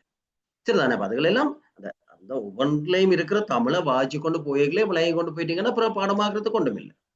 சரிதானே? அப்ப விடைகள் வரைகள் அப்படித்தான் வேணும். நேரடியாக கோர முடியாது. நேரடியாக கோரலாம் பிசிக்கு தெரியப்படுத்த வேணும். பிசின்னு அனுமதியோட கோரலாம். இதை தெரிவு செய்யணும்ன்றது உங்களுக்கு தெரியும். சரிதானே? அப்ப எங்களுக்கு பல்தேர்வு வினாக்கள் வரைக்குள்ள மிக கவனமா இருக்கணும். அதுல இருக்கிற ஒரு சொல்லுத்தான் விடைய தீர்மானிக்கும். சரிதானே? இந்த முறை பரீட்சை கூட நேரடியா பல விடைகளை எல்லாருக்கும் தெரிஞ்சிருந்தாலும் கூட அதுல இருக்கிற ஒவ்வொரு சொல்லுகள்ல இருந்து அணுகிறதுலதான் சிலருக்கு சிரமம் ஏற்பட்டிருந்தது. அதுதான் பல்தேர்வு வினாவில் இருக்கிற பிரச்சனையும் கூட. சரிதானே? அப்ப எங்களுக்கு தெரிஞ்ச விஷயம் என்றாலும் அதை மிக நுட்பமா விளங்கி இருக்காட்டி எங்களால அதை அணுகிறது என்றது வினாக்கள் அணுகிறதுன்றது சரியான கஷ்டம். சரிதானே? அப்ப என்னுடைய வகுப்புகள்ல கூடுதலா விடயத்தை தெரிஞ்சு கொள்ளுங்க. விடயத்தை தெரிஞ்சு கொள்ளாட்டியும் விடயத்தை தெரிஞ்சு கொள்றதோட இப்படி நாங்கள் இதை அணுக வேணும். சரியா? அப்ப கூடுதலா எல்லாரும் சில பேர் பார்த்தால் அந்த டியூட்டும் ஆடியோவும் வீடியோ இதுதான் பிரதானமான எய்மா இருக்கு. சரியா, வகுப்புக்குரிய நேரத்துல நேரம் இல்லை, வகுப்புகள்ல கலந்து கொள்றது மிக குறைவு. ஆனால் டியூ டைம் ஆடியோயும் வீடியோயும் கேட்கிறாக்கலாம். அப்ப வகுப்புல நேரத்துக்கு எங்களுக்கு படிக்கிறோம், நாங்கள் எங்களுக்கு அதுக்கு நேரம் இல்லைன்னு சொன்னால் திருப்பி வீடியோக்கு எங்க நேரம் பெறப்போகுது. அந்த அளவுக்கு அக்கறை இருக்காது. சரிதானே? ஆனபடியால் அது நீங்கள் தானே போட்டி பரீட்சைக்கு தயாராகிறீங்களா? ஆனபடியால் நீங்களே அது சிலதுகளை ஒழுங்குபடுத்திக் கொள்ளணும். ஏனென்றால் இருக்கிற காலத்தை நாங்கள் உச்சமா பயன்படுத்தினா தான் இவ்வாறான உயர்ந்த போட்டி பரீட்சையில சித்தி அடையலாம். சும்மா நாங்கள் இது ஒரு இலகுவான பரீட்சை, நான் எடுக்க சொல்றது 2 பக்கம் இருக்குது. 65 எடுத்தா சரி, அந்த 65 எடுக்கிறதுக்கு தான் முயற்சி. சரிதானே? ஆனபடியால் சரியான கவனமா இருக்கணும். என்னென்றால் இது ஒரு போட்டி பரீட்சை. சும்மா சாதாரணமா நாங்கள் போய் எழுதிட்டு 65 எடுத்துடலாம்னு யோசிக்கலாம். நான் எடுக்க சொல்றேன் என்றால், நீங்க வடிவா படிச்சீங்கன்னா 50 மார்க்ஸ் எப்பயும் எடுக்கலாம். மீதி 15 மார்க்ஸ் எடுக்கிறதுக்கு தான் ஒவ்வொரு மார்க்ஸும் கூடுறதுக்கு இந்த நுட்பங்கள் தேவை. ஆனபடியால் அதை பார்த்துக்கொள்ளுங்க.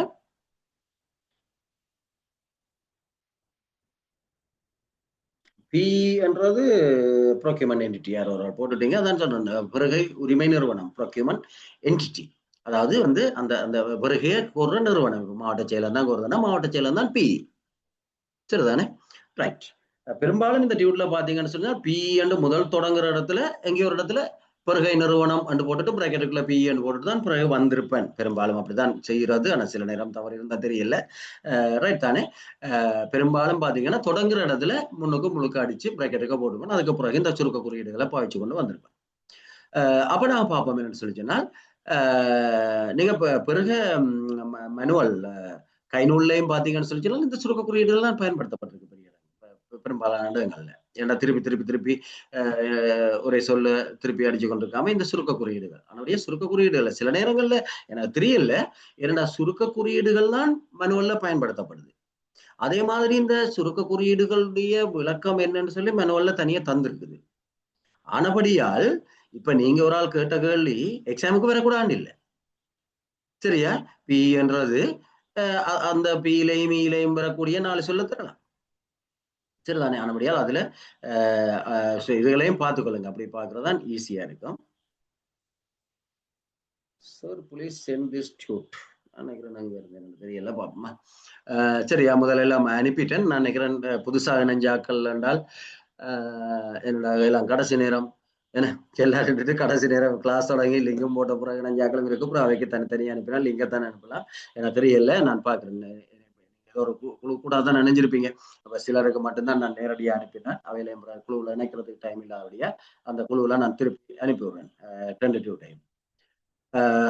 சரி, அப்ப அடுத்து நாங்க பார்ப்போம் என்னன்னு சொல்லி சொன்னால், விலைமனுக்கள்ன்ற இந்த விரிவான மதிப்பீடு செய்யல அதுக்காக நாங்கள் பின்பற்ற அளவுகோல்கள். அங்க என்ன செய்ய, பாரிய விலகுதல், சிறிய விலகுதல், விவாதத்துக்குரிய விலகுதல் என்று அதுக்குள்ளதான் அளவுகோல்களை பார்த்தனாங்க. என்னென்னதை பார்க்கிறோம்னு சொல்லி இனி நாங்கள் இப்ப ஏற்புடைய விலைமனுவை தெரிவு செய்துட்டோம். கணிசமான பிரதிபலிப்பை காட்டின விலைமனுவை தெரிவு செய்துட்டோம். அந்த விலைமனுக்களை நாங்கள் விரிவான மதிப்பீடு செய்யல. இந்த 3வது கட்டத்துல அந்த விலைமனுக்களை என்னென்ன விடயங்களை நாங்கள் பார்ப்போம். அப்ப இது தெரிஞ்சிருக்க வேணும். சரிதானே?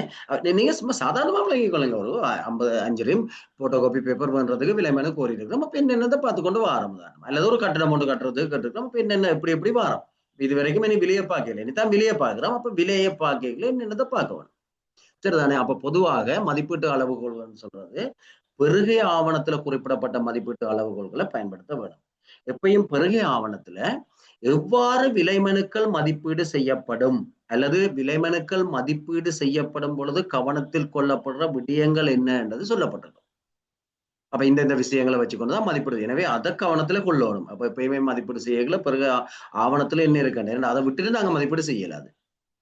சரிதானே?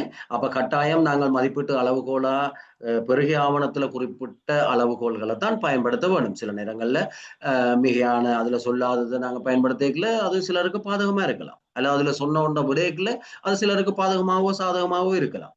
எனவே அது அப்ப விலைமனு ஆவணங்கள் தயாரிக்கும். அதுக்காக தான் விலைமனு ஆவணங்கள் பெருகை குழுவால அல்லது எங்களுக்கு தெரியும் பெருகை குழுவால விலைமன மதிப்பீட்டு குழு இருந்தால் விலைமன மதிப்பீட்டு குழுவால பரிசீலிக்கப்பட்டு பிறகு குழுவால அது அங்கீகரிக்கப்பட்ட பிறகுதான் நாங்க கேள்வி கூறுறோம். அப்ப தனியா அந்த நிறுவனம் மட்டும் செய்யற வேலை இல்லை. ஒரு பெருக நடவடிக்கையில மிகுந்த பொறுப்பு இருக்குது.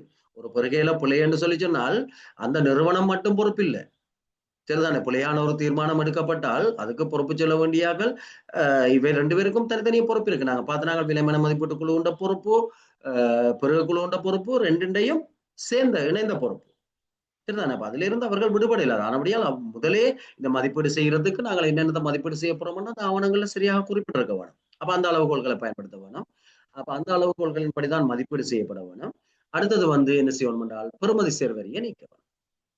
அப்ப சில பேர் என்ன செய்வார்கள் என்றால் 10 லட்சம் ரூபாய் பெறுமதி, அதுக்கு பிறகு 15% பெறுமதி சேர்வரி 1,50,000 ரூபாய். எனவே மொத்தம் 11,50,000 என்று போட்டிருப்பார்கள். அப்ப நாங்கள் 11,50,000 லட்சத்தை எடுத்து மதிப்பீடு செய்தால் இன்னொரு ஆள் வெட்ட போடாம போட்டிருப்பேன் 10,5 லட்சம். அப்ப நாங்க பார்ப்போம் என்றால் அவற்றை விலை உறைஞ்சது என்று பார்க்க வேண்டி வரும் பிறகு. ஆனால் உண்மை அது அல்ல. ஏனென்றா அவருக்கு வெட் ரெஜிஸ்ட்ரேஷன் இல்லை, அவர் வெற்ற போடல. ஆனா இவர்கள் வெற்ற போட்டிருக்கணும். அப்ப எப்பயுமே நான் சொன்னேன், அப்ப மொத்த தொகையை ஒரு நாளும் பார்க்கலாது. அப்ப முதலாவது செய்ய வேண்டியது பெறுமதி சேர்வரியை நீக்க வேணும். சரிதானே? பெறுமதி சேர்வரி உள்ளடங்கித்தான் மொத்த தொகை இருந்தால் அதை நீக்கி போட்டுத்தான் ஒப்பிட்டு பார்க்கணும். அப்ப பெறுமதி சேர்வரி இல்லாம சில பேர் தந்திருக்கலாம், அந்த பெறுமதி அப்படி இருக்கும். பெறுமதி சேர்வரியை சேர்த்து தந்தாக்களுக்கு அதை கழிச்சு போட்டு பெறுமதி சேர்வரியை கழிச்சு அவரை என்ன பெறுமதி தந்திருக்கிறாருன்னு பார்க்க வேண்டி இருக்கும். அடுத்தது கணித பிழைகளை திருத்தவன். கூட்டல் பிழை இருக்கலாம், அதான் மொத்த தொகையை பார்க்கறது இல்லை. அப்ப அடுத்தது கணித பிழைகள் இருந்தால் சரிதா, கூட்டல் பிழை இருக்கும். இப்போ உதாரணத்துக்கு ஒரு கூலி 2,000 ரூபாய், அதுதான் ஸ்டாண்டர்ட் ரேட்னு சும்மா சொல்லுவோம். 2,000 ரூபாய் 8 கூலின்னு போட்டிருக்கிறார். அப்ப 16,000 ரூபாய் வரணும், ஒரு 14,000 ரூபான்னு போட்டிருக்கிறார். அப்ப அது கணித தவறு. சரிதானே? சில நேரங்கள்ல தனித்தனியே எல்லாமே சரியா போட்டிருக்காரு, ஆனா கூட்டேக்குல ஒரு 1,00,000 விட்டுட்டார். அது கணித தவறு. அப்ப கணித தவறுகளை நாங்க திருத்திக் கொள்ள வேணும். சரிதானே? கணித தவறுகளை திருத்திக் கொள்ள வேணும். அப்ப அடுத்த செய்யறது கணித பிழையை திருத்துறது. அப்ப திருத்தின பிறகுதான் ஒப்பிட்டு பார்க்கலாம். அப்ப அவர் சில நேரம் குறைஞ்ச விலை தந்திருப்பார், ஆனா கணித பிழையை திருத்தைகளை கூடவே இருக்கும், அல்லது கூட விலை தந்திருப்பார், ஆனால் கூட்டல நாங்கள் சரியா கூட்டி பார்க்கல. அப்ப எங்களுக்கு வேலை மொத்தத்தை மட்டும் பார்த்து முடிவெடுக்கிறது இல்லை, மதிப்பீடு. அப்போ ஒன்றொன்றா கூட்டி பெருக்கி பார்க்கணும். சரிதானே? அப்ப ஒரு அலகுக்கு எவ்வளவு போட்டிருக்கிறார், மொத்த அலகு எவ்வளவு, அப்ப பெருக்கைகள் எவ்வளவு வருது, பிறகு கூட்டல் எல்லாம் சரியா இருக்கான்றது எல்லாம் பார்க்க வேணும். அப்ப கணித பிழைகளை நாங்கள் திருத்திக் கொள்ள வேணும். அடுத்தது கழிவுகள் எதுவும் இருந்தா சீராட்ட வேணும். அப்ப அவர் என்ன செய்வாருன்னா மொத்த பொறுமதியை போட்டுட்டு 10 லட்சம் பண்ணிட்டு கீழே சொல்லுவார் என்றால் 1% கழிவு தரலாம். அவ அந்த கழிவை அவர் கழிச்சு காட்டில்லை. அப்ப நாங்கள் என்ன செய்வோம், அவர் சொல்லியிருக்கிறார் 1% கழிவு தரலாம்னு சொல்லி. அப்ப 1% கழிவு என்றால் நாங்கள் அந்த 10 லட்சத்துல இருந்து 1% கழிக்கணும். சரிதானே? அப்ப 10,000 ரூபாயை நாங்க கழிச்சுத்தான் பார்க்க வேண்டி வரும். அப்ப அப்படி இருக்கலாம். அப்ப கழிவுகள் இருந்தால் அதை சீராக்க வேணும். சரிதானே? கழிவு அவர் போட்டிருந்தால் கழிவை கழிச்சு மிச்சமா எவ்வளவு பெறுமதி என்றதை நாங்க பார்க்க வேணும். அடுத்தது ஏற்றுக்கொள்ளத்தக்க விட்டு விடுகைகளை சீராக்க வேணும். அதான் சொன்ன பெறுமதி கணிக்கக்கூடிய ஏதாவது ஏற்கக்கூடிய விட்டு விடுகைகள் சிலது இருக்கும், சிலதை தவற விட்டுட்டு. அப்ப அதை ஏற்றுக்கொள்ளக்கூடிய சிறியது. ஆனா அப்பதான் நாங்கள் அதுக்கு ஒரு பெறுமதி போட்டுதான் பார்க்க வேணும். அப்பதான் ஒப்பிட்டு பார்க்கலாம். அப்ப ஏற்றுக்கொள்ளக்கூடிய சிறிய விட்டு விடுகைகள் ஏற்கனவே நாங்கள் அதை பரிசீலிச்சுதான் இவரை ஏற்புடைய விலைமனு என்று கொண்டு வந்த நாங்கள். எனவே அதுக்குரிய சீராக்கங்களை செய்ய வேணும். அடுத்தது ஒப்படைப்பு காலப்பகுதிக்கான சீராக்கம். இது பெறுமதியில இல்லை, ஆனால் ஒப்படைப்பு காலப்பகுதி அதுல ஏதாவது மாறுதல் இருந்தால் அதுகளை நாங்கள் சீர் செய்து கொள்ள வேணும். உள்நாட்டு போக்குவரத்து செலவு சரிதானே? அப்ப போக்குவரத்து செலவு சில பேர் புரிம்பா போட்டிருக்கலாம், சில பேர் அதை போடாமல் இருக்கலாம். அப்படி ஏதாவது இருந்தால் அது பெருகின்ற தன்மையை பொறுத்து எல்லாம் பெருகை ஆவணத்தை அடிப்படையாக கொண்டு தான் செய்யறது. அப்படியானது இருந்தா சீராக்கி கொள்ள வேணும். நீங்க பாருங்க என்னென்ன மதிப்பீட்டு அளவுகோல்கள் என்று அது ஞாபகத்துல வச்சிருங்க. அடுத்தது பயன்பாட்டு செலவு, பராமரிப்பு செலவு, இந்த ரெண்டையும் பார்க்க வேணும். சரிதானே? அப்ப இப்ப உதாரணத்துக்கு சொல்றேன்னு சொன்னால் பொருள் உபகரணம் என்ற கொள்வன செய்யல நாங்கள் வேல்யூ ஃபார் மணி, அதாவது பணத்துக்கான பெறுமதி, பணத்துக்கான பெறுமதியை பார்க்கறது கொள்விலையே மட்டுமல்ல. அப்ப நாங்கள் என்ன செய்யணும்னு சொல்லி சொன்னால் இப்ப சில நேரம் பிரிண்டர் ஒன்று தான் எங்களுக்கு தேவை என்றால் நாங்கள் இந்த மேலே இருக்கிற சீராகங்கள் எல்லாம் செய்தோம் என்றால் எல்லாரும் பிரிண்டருக்கு என்ன விலை தந்திருக்கிறோம் வரும். அப்ப ஒரு பிரிண்டர் 25,000 இருக்கும், ஒரு மற்ற பிரிண்டர் எல்லாம் 40,000 45,000 இருக்கும். அப்ப 25,000 தான் குறைவா அதை தெரிவு செய்யலாமான்னு பாக்குறதுக்கு நாங்கள் என்ன பார்க்கணும் என்றால் மற்ற பிரிண்டர்ல நம்ம உபகரணத்தை பொறுத்த வரைக்கும் பிரதானம் இது. அப்ப பிரிண்டர் டோனர் இல்லாம பாய்க்கலாது. அப்ப டோனர்ன்ற விலை என்ன, அதான் பயன்பாட்டு செலவு. சரிதானே? அதே மாதிரி வாழ்க்கை சுற்றுவட்ட செலவு அல்லது பராமரிப்பு செலவு. அதாவது நாங்கள் அதை ஒரு குறிப்பிட்ட காலத்துக்கு இப்ப 3 வருஷத்துக்கு அதை பயன்படுத்தலாம் என்றால் அந்த 3 வருஷத்துல அது பல தடைகளை திருத்த வேண்டி வரும், சர்வீஸ் போட வேண்டி வரும். அதுகளுக்காக எவ்வளவு செலவு. சில உபகரணங்கள் மிக குறைஞ்ச விலைக்கு தருவார்கள், அதுல ஒரு சிறிய உபகரணத்தை மாத்துறதுக்கு பாரிய செலவா இருக்கு. சரிதான். எனவே அவ்வாறான விடயங்கள் கருத்துல கொள்ளப்பட வேணும். அப்ப கொண்டுதான் தீர்மானம் எடுக்க வேணும். அப்ப அதையும் கருத்துல கொண்டுதான் அப்ப பாருங்க விரிவான மதிப்பீடுன்றது நாங்கள் அதான் முன்னுக்கே சொல்லப்பட்டது. குறைந்த விலையுள்ள விலை மனுவை தெரிவு செய்யறதில்லை இதுன்ற நோக்கம். அது நாங்கள் தெரிவு செய்கிற அதாவது பொருத்தமான ஏற்புடைமையை காட்டிய அதான் இந்த மதிப்பீட்டுக்கு வந்திருக்குது. குறைந்த விலைமனுவை தெரிவு செய்யறதுதான் நோக்கம். ஆனால் அது சமர்ப்பிக்கப்பட்ட விலைமனுவுல குறைந்த விலையை கொண்டுதான் இருக்கணும் என்ற அவசியம் இல்லை. அப்படி இருக்கலாம், இல்லாட்டி இல்லாம இருக்கலாம். அப்ப நாங்க பார்த்தோம் என்றால் அவர் பிரிண்டருக்கு 25,000 ரூபாய், ஆனா டோனர் வந்து 15,000 ரூபாய். அதே 2,000 பிரதி தான் அடிக்கலாம். அதே மாதிரி இப்ப பிரிண்டர் வந்து 45,000 ரூபாய், ஆனா டோனர் வந்து 6,000 ரூபாய். சரி, அப்ப 25,000 ரூபாய்க்கு டோனர் வண்டி எத்தனை டோனரை பாவிக்கலாம்? சரிதானே. அப்ப அதை பார்த்தோம்னு சொல்லி சொன்னால் அதை கருத்துல கொண்டு தீர்மானம் எடுக்கணும். எனவே அது 25,000 இருந்தாலும் 45,000 25,000 கிட்டத்தட்ட அரைவாசி பெறுமதி என்றா கூட நாங்கள் அதை தெரிவு செய்யலாம். அப்ப எனவே உபகரணங்களை பொறுத்த வரைக்கும் மிக முக்கியமாக அதனுடைய விலை மெனுவில் இருக்கிற அந்த உபகரணத்துக்கான விலையை மட்டும் பார்க்கக்கூடாது. அதனுடைய பயன்பாட்டு செலவும் மற்றது வாழ்க்கை சுற்று செலவு அல்லது லைஃப் சைக்கிள் காஸ்ட் அல்லது பராமரிப்பு செலவு எப்படி சொன்னாலும் சரிதானே. அப்ப அதுகளையும் பார்க்க வேணும். அடுத்தது உள்நாட்டு முன்னுரிமை இருந்தால் அப்ப உள்நாட்டு முன்னுரிமை என்னன்னு பார்த்துனாங்க. அப்ப சில நேரம் ஒரு போட்டி கல்வி முறையில சர்வதேச போட்டி கல்வி முறையில உள்நாட்டு முன்னுரிமை. அப்ப உள்நாட்டு முன்னுரிமை இருக்கிற சந்தர்ப்பத்துல நாங்கள் இப்ப 10% உள்நாட்டு முன்னுரிமை அல்லது அதுல நாங்க விலைமனுல சொல்லியிருந்தால் அப்ப உள்நாட்டு விலைமனுதாரர் சமர்ப்பிக்கல அந்த விலைமனுவை நாங்க அப்ப அவற்றை சில நேரம் கூடுதலா இருக்கும். ஆனால் அந்த விலை முன்னுரிமையை நாங்கள் சீராக்கம் செய்து ஒப்பிட்டு பார்த்தா தான் சரி. சரிதானே. அப்ப அதை செய்ய வேணும். அதை எல்லாத்தையும் செய்துட்டு தான் கடைசியா இது குறைஞ்ச விலைன்றதை நாங்க கண்டுபிடிக்கலாம். ஏன்னா அது ஏற்கனவே விலைமன ஆவணங்கள்ல அனுமதிக்கப்பட்ட ஒன்றா இருந்தால் உள்நாட்டு முன்னுரிமை அதை ஏற்கனவே நாங்க பார்த்துட்டோம். உள்நாட்டு முன்னுரிமை என்றால் என்னண்டு. அப்ப சர்வதேச உதிரி பாகங்களோட அல்லது சர்வதேச பொருட்களோட அல்லது சர்வதேச ஒப்பந்தக்காரரோட உள்நாட்டு ஆக்கள் போட்டி விட வேண்டிய சூழ்நிலையில உள்நாட்டு ஒப்பந்தக்காரருடைய உற்பத்தியாளர்களுடைய நலனை பாதுகாக்கிறதுக்காக அரச நிதியில செலவு செய்யறதுக்கு எல்லாம் உள்நாட்டு முன்னுரிமை வழங்கப்படும். வெளிநாட்டு நிதியில செய்யறதா இருந்தால் அந்த ஒப்பந்தக்காரரோட உடன்படிக்கையில உள்நாட்டு முன்னுரிமைக்கு அவர்கள் ஏற்றுக்கொண்டிருந்தால் அதை நாங்கள் செய்வோம். அப்ப அந்த உள்நாட்டு முன்னுரிமை வழங்கப்பட்டால் கட்டாயம் நாங்க பார்க்க வேணும். வெளிநாட்டில இருந்து ஒரு ஆள் சமர்ப்பிச்சதுக்கும் உள்நாட்டு முன்னுரிமைக்கும் அப்ப எவ்வளவு உள்நாட்டு முன்னுரிமை அனுமதிக்கப்பட்டிருக்குது. எனவே அதை சீராக்கம் செய்தால் தான் ரெண்டே ஒப்பிடலாம். சரிதானே. இப்ப உதாரணத்துக்கு விளங்கிக் கொள்றது சொல்லணும்னா 10% உள்நாட்டு முன்னுரிமை என்றால் அப்ப ஒருவர் வந்து 1,07,000 ரூபாய் சமர்ப்பிச்சிருக்கார் உள்நாட்டு ஆளுநர். ஆனால் வெளிநாட்டில இருந்து ஒரு ஆள் சமர்ப்பிச்சிருக்கார் 1,00,000 ரூபாய். சரிதானே. அப்ப 1,00,000 ரூபாய்க்கு குறைந்த விலைமனு இருக்குது. 1,07,000 ரூபாய் உள்நாட்டுல ஒரு ஆள் சமர்ப்பிச்சிருக்கிறார். அப்ப 10% விலை உள்நாட்டு முன்னுரிமை இருக்குன்றால் அப்ப எங்களுக்கு தெரியும் 1,00,000 ரூபாய்க்கு 10% உள்நாட்டு முன்னுரிமை என்றால் 1,10,000 ரூபாய் வரைக்கும் உள்நாட்டு நிறுவனமோ அல்லது உள்நாட்டு விலைமனுதாரருக்கு தந்திருந்தால் அதை தான் குறைஞ்சதா எடுக்கணும். 1,07,000 அந்த முன்னுரிமையை சீராக்கி பார்க்கல அது குறைஞ்ச விலை என்று வரும். சரிதானே. அதான் உள்நாட்டு முன்னுரிமை. சரி, அதை ஏற்கனவே பார்த்து பிறகு பாப்பம் அதன் வீதங்கள் எல்லாம் பின்னுக்கு இருக்குது. உள்நாட்டு முன்னுரிமையை சீராக்கம் செய்துதான் நாங்கள் பொறுமதி ஒப்படையலாம். இவ்வளவும் செய்தப்பதான் ஒப்பிட்டு பார்க்கலாம் அது இருக்கிற சந்தர்ப்பங்கள்ல. அடுத்தது பொது நாணயத்துக்கு மாற்ற வேணும். இப்ப சில நேரங்கள்ல சர்வதேச ரீதியாக சமர்ப்பிக்கல ஒரு ஆள் டாலர்ல தந்திருப்பார்.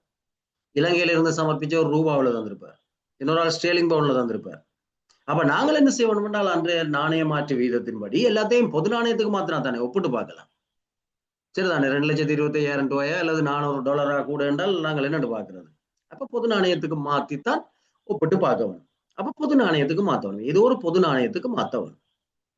மாத்திர பிறகுதான் விலைமனுக்களை ஒப்படைக்கலாம். அப்ப அது இப்ப சந்தர்ப்பம் எல்லாமே எல்லா விலைமனுக்கும் பெருமண்டி இல்லை. அப்ப வெவ்வேறு நாணயங்கள்ல அவர்கள் பெறுமதியை குறிப்பிடுறதுக்கு சந்தர்ப்பம் பெரும்பாலும் சர்வதேச போட்டிகள். அப்ப அப்படியான சந்தர்ப்பங்கள் இருக்கிற சந்தர்ப்பத்துல நாங்கள் பொது நாணயத்துக்கு மாத்தினாத்தான் யார் கூட குறையண்டோ ஒப்பிடலாம். இல்லாட்டி $400 450 ஸ்டேலிங் பவுனா குறைஞ்சதுன்னு பாக்குறதுன்னா நாங்கள் ஒப்பிட்டு பாக்குறதுக்கு ஒரே வழி பொது நாணயத்துக்கு மாத்தினாத்தான். அப்ப அதை செய்ய வேணும். அடுத்தது விற்பனைக்கு பின்னரான சேவை தொடர்பா பார்க்க வேணும். அப்ப விற்பனைக்கு பின்னர் பராமரிப்பு இருக்கலாம், சில நேரம் பயிற்சி அளித்தல் இருக்கலாம், ஏதோ விற்பனைக்கு பின்னரான சேவைகள் நாங்கள் விலைமனுல எடுப்போம். எனவே அது சம்பந்தம் அது விலைக்குள்ள வராது. அப்ப அது சம்பந்தமான ஏற்பாடுகளை நாங்க பார்க்க வேணும். விற்பனைக்கு பின்னரான சேவைகள் எந்த அளவுக்கு இருக்குது. சரிதானே? அப்ப எவ்வளவு தூரத்துக்கு அவர்களால வழங்கப்படுது. அப்ப அது தொடர்பா நாங்க பார்க்கணும். இல்லாட்டி பிரயோசனம் இல்ல வேண்டி வச்சுட்டு விற்பனைக்கு பின்னரான சேவைகள் இல்லையென்றால், அப்ப எங்களுக்கு தேவையானது. அப்ப அது பிறகு என்ற தன்மையை பொறுத்து. அடுத்தது ஜதார்த்தமற்ற விலக்குகள்லிய கவனத்துல கொள்ள வேணும்.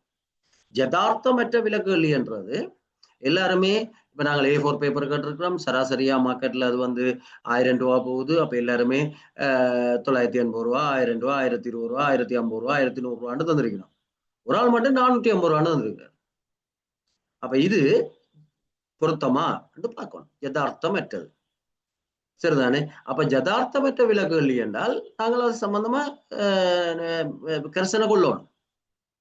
சரிதானே? அப்ப அப்படியான சந்தர்ப்பத்தில் என்ன செய்யலாம்? அவர்கிட்ட நாங்கள் ஏதாவது தெளிவுபடுத்தல்களை பெற வேண்டியிருக்கு.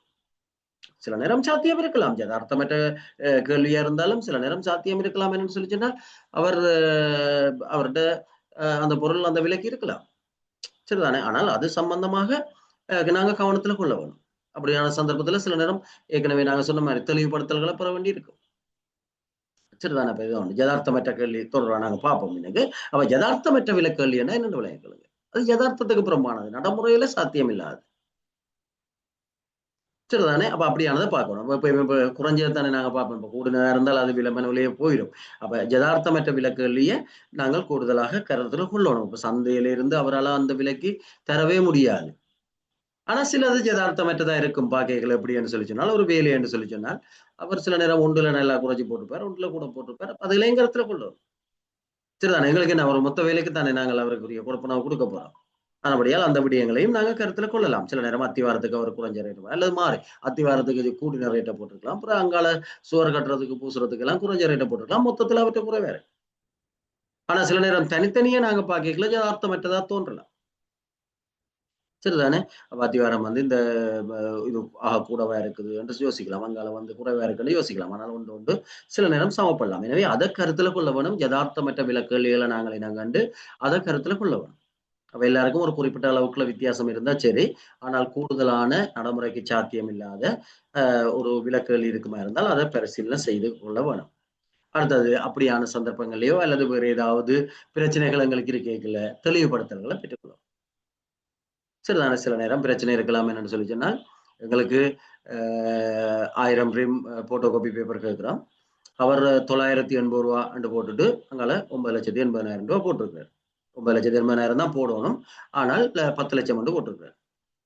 சரியா? அல்லது 10,20,000 போட்டிருக்காரு. அப்ப எங்களுக்கு சில நேரங்கள்ல ஒரு பிரச்சனை வரும். அ அவர் வந்து ரீமின்ற விலைய பிழையா எழுதிட்டாரா? சில நேரம் மொத்த தொகைய பிழையா எழுதிட்டாரான்னு சொல்லி. அப்படியான சந்தர்ப்பங்கள் இருக்கலாம். சரிதானே? அப்ப தேவையான சந்தர்ப்பங்கள் இதை நாங்கள் செய்து கொண்டு போய்க்கல எங்களுக்கு ஏதாவது பிரச்சனைகள் இருந்தால், நாங்கள் என்ன செய்ய வேணும்னு சொல்லி சொன்னால், தெளிவுபடுத்தல்களை பெற்றுக்கொள்ளணும். அதான் ஏற்கனவே தெளிவுபடுத்தல்கள். அது மதிப்பீடு செய்கிறார்கள் பெற்றுக்கொள்ள முடியாது. பிறகு நிறுவனத்தின் ஊடாக அந்த தெளிவுபடுத்தல்களை பெற்றுக்கொள்றதுக்கு நடவடிக்கை எடுக்க வேணும். அப்ப இதே இவ்வளத்தையும் வச்சுக்கொண்டுதான் நாங்கள் விரிவான விலை மதிப்பீடு செய்யறது. சரிதானே? அப்ப 3வது கட்டம்ன்றது விலையை ஒப்பிட்டு பார்த்து யார் குறைஞ்ச விலையை தந்திருக்கிறார்னு பார்க்கிறது. அப்ப விலையை ஒப்பிட்டு பார்க்கறதுக்கு அவர்கள் தந்த அதாவது நாங்கள் ஏற்கனவே பார்த்த மாதிரி விலை மனு திறக்கல திறத்தல் குழுவால பகிரங்கமா வாசிக்கப்படுது தானே. அந்த விலை மனுவை வச்சுக்கொண்டு முடிவெடுக்கலாது. பாருங்க இவ்வளவு வேலைகள் எல்லாம் பரிசீலிச்சுத்தான் எனவே எப்பயுமே பிறகு குழு வந்து குறைந்த விலையைத்தான் செலக்ட் பண்ணவும் இல்லை. இவ்வளத்தையும் பரிசீலிச்சு சரியான நியாயப்பாட்டோட தான் விலை குறைஞ்சது என்றதை நாங்கள் முடிவுக்கு வரோம். சரிதானே? அப்ப இவ்வளவு விடயங்களை அளவுகோல்களா வச்சுக்கொண்டுதான் விரிவான மதிப்பீடு செய்யறோம். அப்ப ஏன் நாங்கள் 2வது கட்டத்தை செய்து 3வது கட்டத்துக்கு வரோம் என்றால் முழு விலை மனுக்களையும் வச்சுக்கொண்டு வளத்தையும் விரிவா எல்லாம் கால்குலேட் பண்ணி போட்டு அப்புறம் இதுல வந்து கையெழுத்து வைக்கலன்னு திருப்பி முன்னுக்கே நாங்கள் ஏற்புடைய விலக்குகளை பார்த்துட்டு அதை மட்டும் எடுத்து வச்சுக்கொண்டு விரிவா மதிப்பீடு செய்யறோம். அப்ப அதான் நிசமான வேலை. அதான் அந்த ஒழுங்குமுறையில வரும். சரிதானே? அப்ப நீங்க பாத்தீங்கன்னு சொல்லி சொன்னால் அப்படி விரிவான மதிப்பீடு செய்யல இவ்வளத்தையும் வச்சுக்கொண்டு நாங்க மதிப்பீடு செய்த பிறகு இப்ப எங்களுக்கு குறைஞ்ச விலக்குகள் எதுன்னு கண்டுபிடிக்கலாம். இவ்வளத்தையும் செய்த பிறகுதான் நீ ஒப்பிட்டு பார்க்கலாம். அப்ப எவ்வளவு சீராக்கங்களையும் செய்து கொண்டு வந்தால் இப்ப நாங்க ஒப்பிட்டு பார்க்கலாம் 10 பேரும் சமர்ப்பிச்சதுல யார் குறைய தந்திருக்கிற. அப்ப அவரை நாங்கள் தெரிவு செய்த பிறகு ஏற்கனவே நாங்க பார்த்த நாங்கள் மாற்று விலைமனு என்று ஒன்று சமர்ப்பிக்கப்பட்டிருந்தால் அதாவது பிறகு ஆவணங்கள்ல மாற்று விலைமனு சமர்ப்பிக்கிறதுக்கு அனுமதி வழங்கப்பட்டிருந்தால் அவ்வாறு மாற்று விலைமனு இருந்தால் பெருகை திறத்தல் குழு அதை உடைக்க கூடாது என்று பார்த்தினாங்க. மூல விலைமனுவை மட்டும்தான் உடைக்க வேண்டும் என்று பார்த்தினாங்க. சரி, இதெல்லாம் ஞாபகத்தில் இருக்கணும். பின்னுக்கு பார்க்கல உங்களுக்கு சரியா படிக்கிற முறை என்றால் ஒருக்கா பிறகு டியூட் எல்லாம் எடுத்து வச்சுக்கணும். இந்த பின்னுக்கு பார்க்கல மாற்று விலைமனு பற்றி முன்னுக்கு பார்த்தினாங்க. அப்ப அதுல இருக்கிறது இதுல இருக்கிறது ரைட் ஓகேன்னு பாத்தீங்கன்னா அதை பற்றி விளங்கிடும். அப்ப மாற்று விலைமனு உழைக்க கூடாது என்றுதான் நாங்க பார்த்தினாங்க. அப்ப மாற்று விலைமனு இருக்கும். ஆனால் நாங்கள் குறைந்த விலை தந்த ஒரு ஆளை தெரிவு செய்யல அவர் மாற்று விலைமனு சமர்ப்பிச்சிருந்தால், இல்லாடி தெரிவு செய்யாதால் மாற்று விலைமனு சமர்ப்பிச்சா சமர்ப்பிக்காட்டி எங்களுக்கு என்ன பிரச்சனை? சரிதானே? அப்ப பெருகை ஆவணத்துல அனுமதிக்கப்பட்டிருக்கல. இப்ப மாற்று விலைமனு சமர்ப்பிக்கிறதுக்கு அனுமதி இருக்க வேணும் பெருகை ஆவணத்துல. கணிசமான ஏற்புடைமையை கொண்டுள்ள ஆக குறைந்த விலையுள்ள விலைமனுதாரர் மாற்று விலைமனுவை சமர்ப்பிச்சிருந்தால், மற்ற அந்த 10 பேர்ல இப்ப நாங்க ஒரு ஆளை தானே தெரிவு செய்து வச்சிருக்கோம். அப்ப சி என்றவரை தான் நாங்கள் தெரிவு செய்து வச்சிருக்கோம். மற்ற எல்லாரும் விலை கூட 10 பேரும் ஏற்புடைய ஆக்கள் தான்.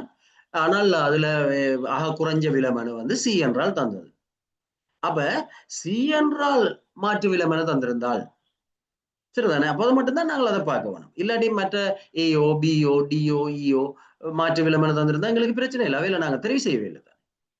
சரிதானே? அப்ப தெரிவு செய்ய அப்ப பாத்தீங்கன்னா கணிசமான ஏற்புடைமையை கொண்டுள்ள ஆக குறைந்த விலையுள்ள விலைமனுதாரர். அப்ப யாரு நாங்கள் இப்ப தெரிவு செய்து வச்சிருக்கிறோமோ அந்த தெரிவு செய்தவர் மாற்று விலைமனுவை சமர்ப்பித்திருந்தால் அந்த மாற்று விலைமனுவை உடைச்சு திருப்பி அங்க கட்டம் ஒன்றில் இருந்து வரும்.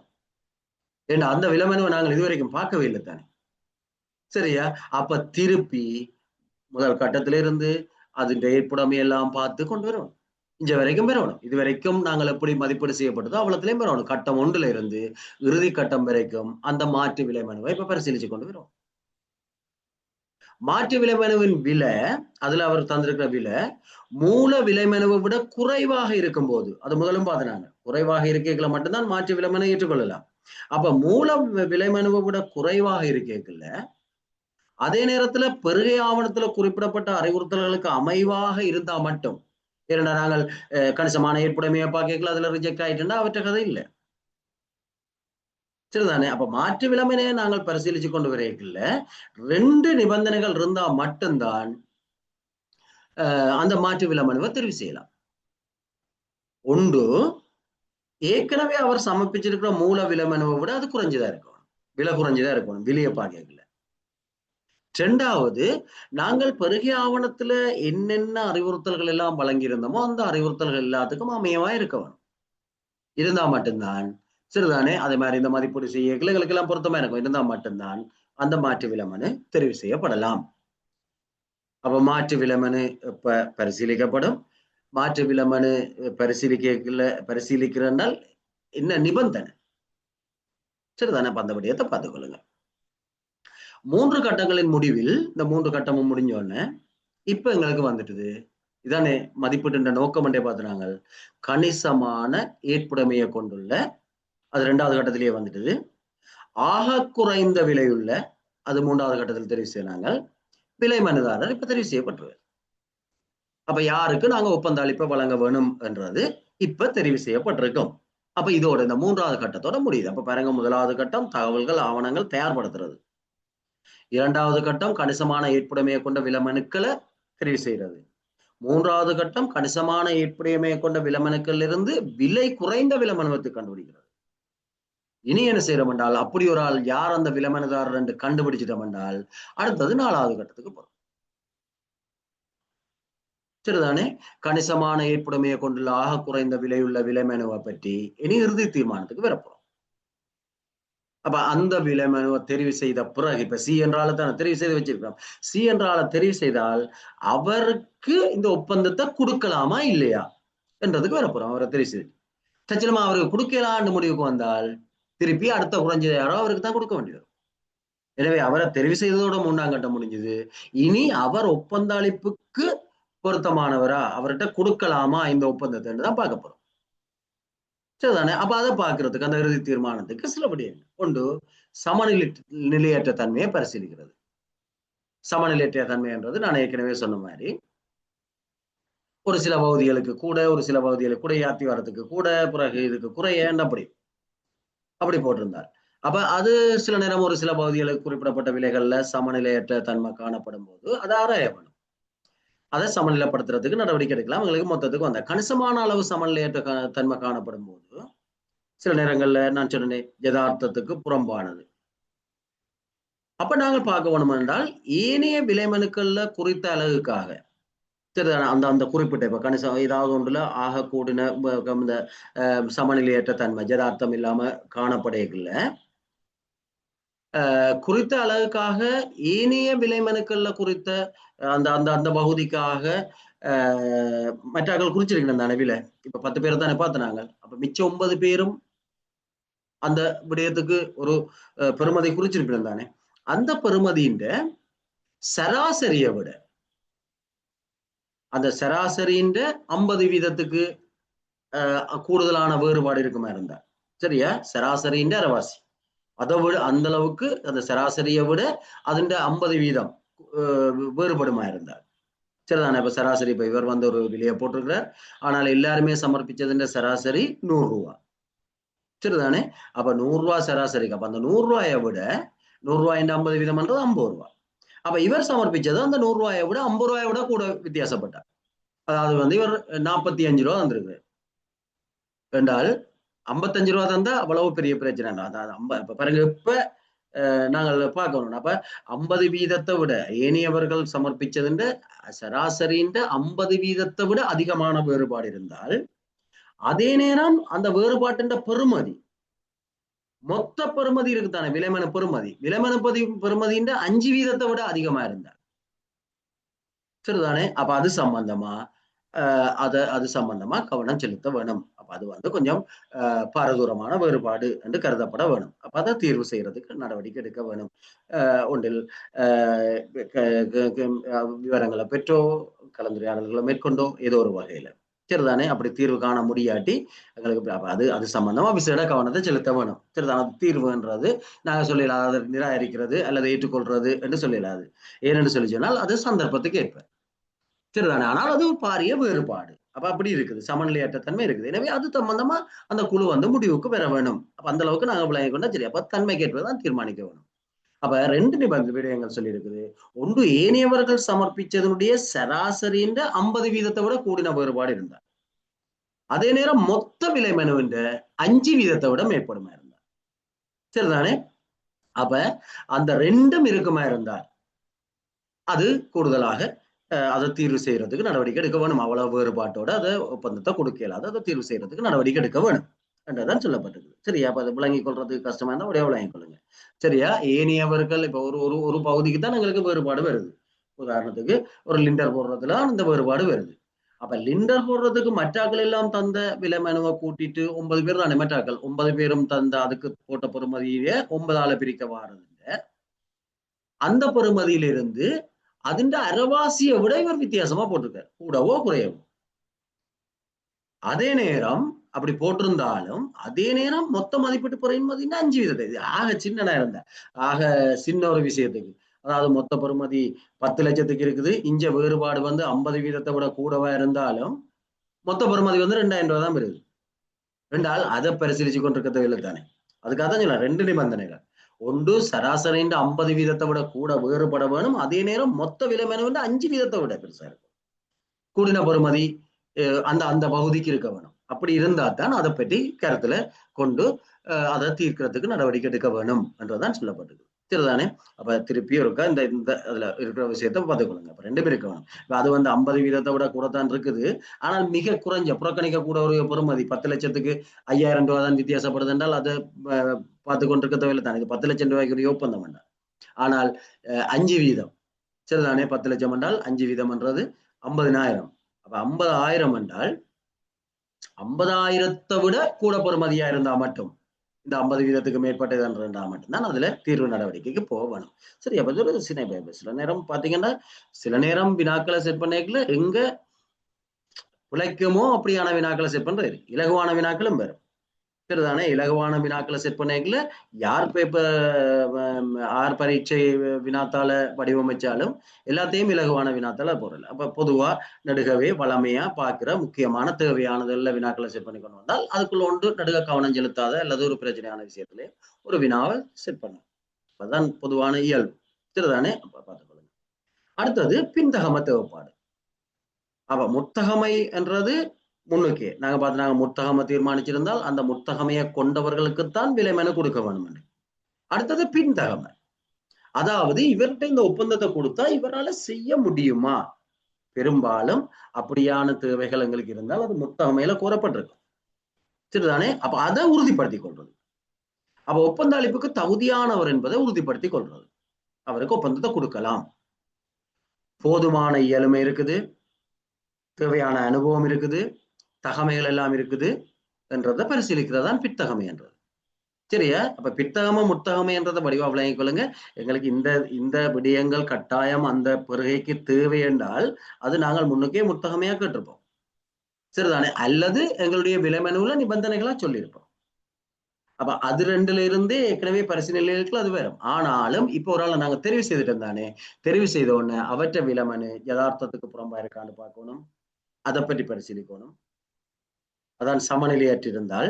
இரண்டாவது பார்க்க வேணும் பித்தகமை, அதாவது அதை செய்யறதுக்கான இயலுமை அவர்கிட்ட இருக்குதா? இயலுமை மட்டும் இல்லை, இயலுமை, அனுபவம், தகமைகள் என்றதெல்லாம். இயலுமை என்றது அவருக்கு தேவையான நிதி வசதியை சில நேரம் போட்டிருக்க வேணும், அல்லது ஆளணி வசதி, உபகரண வசதி போன்றவை எல்லாம். சரிதானே? அப்ப அப்படியானதுல பரிசீலிக்கலாம். இல்லாட்டி அவர்கிட்ட ஒப்பந்த அளிப்பை கொடுத்துட்டு அவர் செய்ய இல்லாத ஆள்கிட்ட கொடுக்கலாம். அதையும் உறுதிப்படுத்தி கொள்ள வேணும். அப்ப இதுதான். அப்ப இந்த கட்டத்தோட வந்தோம் என்றால் இப்ப நாங்கள் மூன்றாவது கட்டத்திலேயே ஆளை தெரிவு செய்துட்டோம் யார் பொருத்தம் உண்டு. ஆனால் அவர் ஒப்பந்தத்துக்கு தகுதியானவரா, ஒப்பந்தத்தை அவர்கிட்ட கொடுக்கலாமா என்றதை இங்க முடிவெடுக்கிறோம். அதுக்கு ரெண்டு விஷயத்தை பார்க்கிறோம். ஒன்று அவர் ஒப்பந்தத்துக்கு தகுதியானவரான்றதை பார்க்கிறோம், அவற்றை இயலுமை, அனுபவம், தகமை போன்றவற்றை வச்சுக்கொண்டு. அடுத்தது அந்த விலமனு சமநிலையற்ற தன்மையா இங்க இருக்குன்னு அதை பற்றி பரிசீலிச்சு தீர்வு காண்றோம். சரி, எதெல்லாம் செய்தோம் என்றால் அவருக்கு ஒப்பந்த அளிப்பை வழங்கலாம். அவை இதுதான் இந்த 4வது கட்டத்தோட முடியும். இனி நாங்க ஏற்கனவே உள்நாட்டு முன்னுரிமை என்று காய்ச்சினாங்க. அப்ப உள்நாட்டு முன்னுரிமை என்றதை ஏற்கனவே என்னென்று பார்த்தினாங்க. அப்ப உள்நாட்டு ஒப்பந்தக்காரர், அப்ப உள்நாட்டு முன்னுரிமை ஏன் வழங்கப்படுறது? உள்நாட்டு ஒப்பந்தக்காரர் அல்லது உள்நாட்டுல உற்பத்தி செய்யப்படுற அல்லது உள்நாட்டுல பெறுமதி சேர்க்கப்படுற. சரியா? இந்த உற்பத்தி செய்யப்படுறதுக்கும் பெறுமதி சேர்க்கப்படுறதுக்கும் என்ன வித்தியாசம்ன்றதை பார்த்துக்கொள்ளுங்க. பெறுமதி சேர் வரின்னு தானே சொல்றோம், வெட் வரிய. பெறுமதி சேர் வரி என்றால் என்னென்று எங்களுக்கு தெரிய வேணும், அல்லது அந்த பெறுமதி சேர்த்தல் என்றது என்னென்று தெரிய வேணும். இப்ப நாங்கள் ஒரு மூலப்பொருளை கொள்வனவு செய்து அதை ஏதோ ஒன்று மாற்றங்களை செய்து ஒரு முடிவு பொருளாவோ என்னவோ செய்து செய்தோம் என்றால் உண்மையிலேயே மூலப்பொருள் ஏற்கனவே உற்பத்தி செய்யப்பட்டது. அப்ப உதாரணத்துக்கு ஒரு பலகைய வேண்டி நாங்கள் பலகை, ஆணி எல்லாத்தையும் வேண்டி ஒரு கபோர்ட் ஒன்று செய்யறோம். சரிதானே? அப்ப பலகை, ஆணி இந்த ரெண்டும் தான் அதுக்கு பயன்படுத்தப்படுறது என்று வைப்போமே. பலகை, ஆணி, அடுத்தது பெயிண்ட், அதுகள் எல்லாம். சரி, எது மூலப்பொருட்கள். அப்ப இந்த மூலப்பொருட்களை நாங்க கொள்ளணும் செய்யறோம். அப்ப மூலப்பொருட்களை எவ்வளவு கொள்ளணும் செய்யறோம் என்றால் 3000 ரூபாய் கொள்ளணும் செய்யறோம். 3000 ரூபாய் முடியுது ஒரு கபோர்ட் செய்யறதுக்கு. அந்த கபோர்ட்டை நாங்கள் எவ்வளவு, அந்த கபோர்ட் பெறுமதி என்றால் நாங்கள் அதை என்ன விலைக்கு விற்போம் என்றால் 4500 ரூபாய்க்கு வைக்கிறோம் என்றால் இப்ப பெறுமதி சேர்க்கப்பட்டது. ஏற்கனவே தனித்தனியா இருந்த பலகை, ஆணி எல்லாம் சேர்த்து அதுண்ட பெறுமதி சேர்க்கப்பட்டது 1500 ரூபாய். அப்ப இந்த பெறுமதி சேர் வரி என்றது 4500 ரூபாய்க்கும் வரி வர்றது இல்லை. ஒருவர் எவ்வளவு பெறுமதியை சேர்த்தாரோ அந்த பெறுமதிக்கு மட்டும்தான் வரி வர்றது. அதான் பெறுமதி சேர் வரி. சரிதானே? அப்ப மொத்த ஒப்பந்த பெறுமதி, அப்ப பெறுமதி சேர் வரி என்றது அந்த வகையில். அப்ப நாங்க மொத்த ஒப்பந்த பெறுமதிக்குத்தான் 15% பெறுமதி சேர் வரி என்றால் கொடுப்போம். ஆனால் அதுக்கு பிறகு நடக்கிற விடயங்கள் எங்களுக்கு பரீட்சை நோக்கத்துக்கு தேவையில்லை. நாங்கள் 15% அவருக்கு பே பண்ணுவோம், அவர் பெட் ரெஜிஸ்ட்ரேஷன் இருந்தால். ஆனால் அவர் என்ன செய்யலாம் என்றால் இப்போ ஒரு கட்டடம் ஒப்பந்தக்காரர் என்றால் கட்டட ஒப்பந்தக்காரருக்கு நாங்கள் 15% வெட் வரி பதிவிலக்கம் இருந்தால் நாங்கள் 15% பே பண்ணோம் என்றால் அவர் பிறகு என்ன செய்வார் சொன்னால் இன்லேண்ட் ரெவென்யூ டிபார்ட்மெண்ட்ல அவர் வேண்டின சீமேந்து அது சீமேந்துக்குரிய வரி இவர் கட்ட தேவையில்லை. சீமேந்துக்கு ஏற்கனவே வரி கட்டப்பட்டுது. அப்ப அவர் அந்த மூலப்பொருட்களுக்குரிய விலையை கொடுத்து அவர் அந்த காசை பெற்றுக்கொள்ளும். அதாவது கழிச்சு மிச்சம் தான் அவர் கட்ட வேண்டியது. சரிதானே? அதெல்லாம் கொடுத்து அதுக்குரிய இவர் பெறுமதி சேர்த்ததுக்கு தான் இவர் வரி கட்ட வேண்டியிருக்கும். எனவே அதுலேயும் அவருக்கு ஒரு லாபம் பெறும். ஏனென்றால் ஏற்கனவே சிமெந்துக்கு வெட்வரி அறவிட்டாச்சுன்னு சொன்னா அந்த காசை இவர் தான் செலுத்தி இருக்கிறார். எனவே அந்த காசை அவர் எடுத்துக்கொள்ளலாம். அது எங்களுக்கு தேவையில்லை பரீட்சை நோக்கத்துக்கு, சும்மா பொதுவா. அப்ப பெறுமதி சேர்த்தல் என்றா என்னன்றதை விளங்கி கொண்டீங்கன்னா போதுமானது. அப்ப உள்நாட்டு ஒப்பந்தக்காரரால், அப்ப உள்நாட்டுல ஆக்களை வச்சு வேலை சேவிக்கிற ஒரு ஒப்பந்தம் கட்டுற ஒப்பந்தக்காரர் தெரியும். அல்லது உள்நாட்டுல உற்பத்தி செய்யப்படுற பொருட்கள், அல்லது உள்நாட்டுல பெறுமதி சேர்க்கப்படுற பொருட்கள். அதாவது வெளிநாட்டுல இருந்த மூலப்பொருட்களை கொண்டு வந்து நாங்கள் இங்க உள்நாட்டுல பெறுமதியை செய்கிறோம். அந்த பொருட்கள். அடுத்தது தகவல் முறைமைகள், ஐசிடி. சர்வதேசத்தோட போட்டியிடைக்குள்ள தேசிய கட்டுமானத்தையும் உற்பத்தி கைத்தொழிலையும் ஊக்குவிக்கும் நோக்குல தேசிய சர்வதேச போட்டி கேள்வி முறையில இதை பிரயோகிக்க முடியும். அப்ப பாருங்க, இதுக்குள்ள கணக்கு சிறிய கேள்விகளுக்கு உடையது. சிறிய கேள்விகள் உருவாகலாம், ஒரு பந்து. சரியா? அப்ப உள்நாட்டு ஒப்பந்தக்காரருக்கு, அல்லது உள்நாட்டுல உற்பத்தி செய்யப்படுற பொருட்களுக்கு, அல்லது உள்நாட்டுல பெறுமதி சேர்க்கப்படுற பொருட்களுக்கு, அல்லது தகவல் முறைமைகளுக்கு, அதாவது ஐசிடி இந்த ப்ரோக்ராம் அல்லது. அப்ப அப்படியானதுக்கு அவர்கள் உள்நாட்டிலேயே போட்டி போட்டா பிரச்சனை இல்லை, சர்வதேசத்தோட போட்டி போடல. அப்ப சர்வதேசத்தோட போட்டி போடக்கூடிய சந்தர்ப்பம் எப்ப வரும்? ரெண்டே ரெண்டுலாம் வரும். போட்டி கல்வி முறையெல்லாம் வரும். சர்வதேச போட்டி கல்வியா இருக்கலாம், அல்லது தேசிய போட்டி கல்வியா இருக்கலாம். சரிதானே? அப்ப தேசிய போட்டி கல்வி என்றால் உள்நாட்டிலாம் கூறுவோம். ஆனால் இலங்கையில பதிவு செய்த வெளிநாட்டு நிறுவனங்கள் அதுல பங்கு பெற்றலாம் என்று நாங்க பார்த்தோம். சர்வதேச போட்டி கல்வி என்றால் சர்வதேச ரீதியா தான் கோல் பண்ணோம். ஆனால் உள்நாட்டில் இருக்கிறார்கள் அதுல பங்கு பெற்றலாம் என்று பார்த்தோம். சரி, எனவே இந்த போட்டி கல்வியில தான் நாங்கள் இதை பயன்படுத்துவோம். அப்ப இதன் நோக்கம் தேசிய கட்டுமானத்தையும் உற்பத்தி கைத்தொழிலையும் ஊக்குவித்தல். தானே? தேசிய கட்டுமானத்தையும் உற்பத்தி கைத்தொழிலையும் ஊக்குவிக்கிறதுக்காகத்தான், உள்நாட்டு ஊக்குவிப்புக்காகத்தான் இந்த முன்னுரிமை வழங்கப்படுது. அப்ப அது பிரயோகிக்கக்கூடிய 2 பெருகை முறைகள் என்றது சொல்லி இருக்குது. பெருகை ஆவணத்துல அது குறிப்பிட்டிருக்கு, இப்படி உள்நாட்டு முன்னுரிமை இருக்குது என்று சொல்லி. அப்ப பொதுவா பார்த்தோம்னால் உள்நாட்டு முன்னுரிமைகள் 2 வகையில வரும். ஒன்று பொருட்களுக்கு, அதாவது நாங்க பார்த்தோம்னா ஒன்றில் உள்நாட்டில் உற்பத்தி செய்யற பொருட்கள், அல்லது உள்நாட்டில் பெறுமதி சேர்க்கப்படுற பொருட்கள். அடுத்தது வேலைகளுக்கு, அதான் ஒப்பந்தக்காரர் பார்த்தோம். சரியா? அப்ப பொருட்களுக்கான உள்நாட்டு முன்னுரிமை, பொருட்களுக்காக எவ்வளவு உள்நாட்டு முன்னுரிமை கொடுக்கலாம் என்றது சொல்லப்பட்டிருக்குது. அப்ப சாதாரணமா பாத்தீங்கன்னா பொருளின் விலையில 30%. இப்போ ஒரு பொருள் என்றால் அந்த பொருளின் விலையில ஆக குறைஞ்சது 30%. உள்நாட்டு ஊழியர், உள்நாட்டு மூலப்பொருட்கள் அல்லது உள்நாட்டு வளங்கள் என்பவற்றின் பெறுமதி 30% இருக்க வேண்டும். அப்ப வெளிநாட்டில இருந்து நாங்கள் 90 ரூபாய்க்கு ஒரு பொருளை உற்பத்தி ஒரு பொருளை கொண்டு வந்து, மூலப்பொருளை கொண்டு வந்து 100 ரூபாய்க்கு உரிய பொருளை உற்பத்தி செய்யறோம் என்றால், அப்ப அங்க 10% குறைவாத்தான் உள்நாட்டு இருக்குது. அப்ப பொருளோட விலை 100 ரூபாய் என்றால் அதுல ஆக குறைஞ்சது 30 ரூபாய் அல்லது அதுக்கு மேல உள்நாட்டு மூலப்பொருட்களோ அல்லது உள்நாட்டு கூலியாளரோ அதில் பயன்படுத்தப்பட்டிருக்க வேணும். அப்ப 70 ரூபாய் 70% அல்லது அதுக்கு குறைஞ்சதான் வெளிநாட்டில இருந்து இறக்குமதி செய்யப்பட்டிருக்க வேணும். அப்படி இருந்தா மட்டும்தான் உள்நாட்டு முன்னுரிமை வழங்கலாம். சரிதானே? அப்ப நீங்க பாத்தீங்கன்னா இதெல்லாம் புதிய விடயங்கள். அப்ப உள்நாட்டு முன்னுரிமை வழங்கப்படுறதுக்கான நிபந்தனைகள். சரிதானே? அப்ப மொத்த பொருளின் விலையில ஆக குறைஞ்சது 30% உள்நாட்டின் தொழிற்பட அல்லது உள்நாட்டின் மூலப்பொருட்கள் அல்லது ஏதேனும் உள்நாட்டு வளங்கள் பெறுமதி இருக்க வேணும். இருந்தா மட்டும்தான் உள்நாட்டு, அப்ப அது ஒரு நிபந்தனை, உள்நாட்டு முன்னுரிமை வழங்கலாம். 2வது, விலைமனு கோரப்படும் போது அவர் உற்பத்தி நடவடிக்கையில் ஈடுபட்டிருக்க வேணும். அதுக்கு பிறகு உற்பத்தி நடவடிக்கையில் அவர் ஈடுபடுற ஒரு ஆளுண்டா வழங்க இயலாது. சரிதானே? விலைமனுவுக்கு பிறகுதான் அவர் இங்கே உற்பத்தி விலைமனு அவர் சாதாரணமா அந்த உற்பத்தி நடவடிக்கையில் ஈடுபடுற ஒரு ஆளா இருக்க வேணும். எதுக்கு விலைமனு கூறப்பட்டிருக்கோ அந்த உற்பத்தி நடவடிக்கையில் கம்பெனி சட்டத்தின் கீழே பதிவு செய்திருக்க வேணும். சரிதானே? கம்பெனி சட்டத்துக்கு கீழே பதிவு செய்திருந்தா தான், கம்பெனி சட்டம் 7/2007. சரியா? அப்ப அதன் கீழே பதிவு செய்யப்பட்டிருக்க வேணும். பதிவு செய்யப்பட்ட கம்பெனிகளுக்கு தான் உள்நாட்டு முன்னுரிமை வழங்கப்படும். அந்த சட்டத்துக்கு குறைந்தது 30% உள்நாட்டு பெறுமதி உள்ளமைக்கான சத்திய கூற்று பாகுபடுத்தப்பட்ட விலை கட்டமைப்போட சமர்ப்பிக்க வேணும். சரி, அப்ப அவர் சொல்ல வேணும் தன் உற்பத்தி தன் விலையில குறைஞ்சது 30% உள்நாட்டு பெறுமதி இருக்குது என்று அவர் சத்திய வெளிப்படுத்தி கொண்டு செய்யணும். அதே நேரம் பாகுபடுத்தப்பட்ட விலைப்பட்டியல், அப்ப இதுக்குள்ள இப்படித்தான் இருந்தது, அப்ப வெளிநாட்டுல இருந்து இறக்கினது அளவு, இங்க லேபர் காஸ்ட் அளவு என்று சொல்லி பாகுபடுத்தப்பட்ட விலைப்பட்டியலையும் சேர்த்து சமர்ப்பிக்க வேணும். இவ்வளவு இருந்தால் தான் உள்நாட்டு முன்னுரிமை கொடுக்கலாம். இதனை உறுதிப்படுத்துவதற்காக கணக்காய் செய்யப்பட்ட நிதி கூட்டி இருக்க வேணும். அப்ப பாருங்க, 5 நிபந்தனைகள் சொல்லப்பட்டது. சரிதானே? உள்நாட்டு முன்னுரிமை வழங்க வேணும் பொருட்களுக்கு என்றால் 5 நிபந்தனைகள் இருக்குது. அப்ப இதெல்லாம் அப்படி பார்த்துக்கொள்ளுங்க. சும்மா பாக்கைகள் உள்நாட்டு முன்னுரிமை அப்படியே போற விஷயம் இல்லை. அப்ப இந்த ஒரு ஸ்லைட் எடுத்து வச்சுக்கொண்டு எத்தனையோ வினாக்கள் உருவாக்கலாம். அப்ப எப்பயுமே பாக்கைகள்ல என்னென்ன வினாக்கள் உருவாகும், எப்படி நாங்க போகலாம் என்றதை பார்த்து கொண்டு போனீங்கன்னா நல்லா. சரிதானே? இப்ப 5 விடயங்கள் இங்க சொல்லி இருக்குது. உள்நாட்டு பொருட்களுக்கான உள்நாட்டு முன்னுரிமை. உள்நாட்டு முன்னுரிமை என்ற அளவு சொல்லி இருக்குது. சரிதானே? உள்நாட்டு உற்பத்தி பொருட்களுக்கு வெளிநாட்டு வெளிநாட்டு நிதி அளிக்கிற கருத்திட்டமா இருந்தால் 15%. சரிதானே?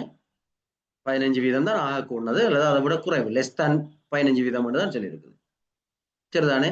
அப்ப ஏனென்றால் அதை தீர்மானிக்க வேணும் யாரு? அந்த கருத்திடம் வெளிநாட்டு காசுதாரர் அவர் தானே அதை தீர்மானிக்க வேணும். அதான் முதலும் பார்த்தினாங்க, அவர் ஏற்றுக்கொண்டிருந்தால், அதாவது கொடையாளர் ஏற்றுக்கொண்டிருந்தார். யார் காசுதாரரோ அவர் உள்நாட்டு முன்னுரிமை கொடுக்கறதுக்கு ஏற்றுக்கொண்டதா.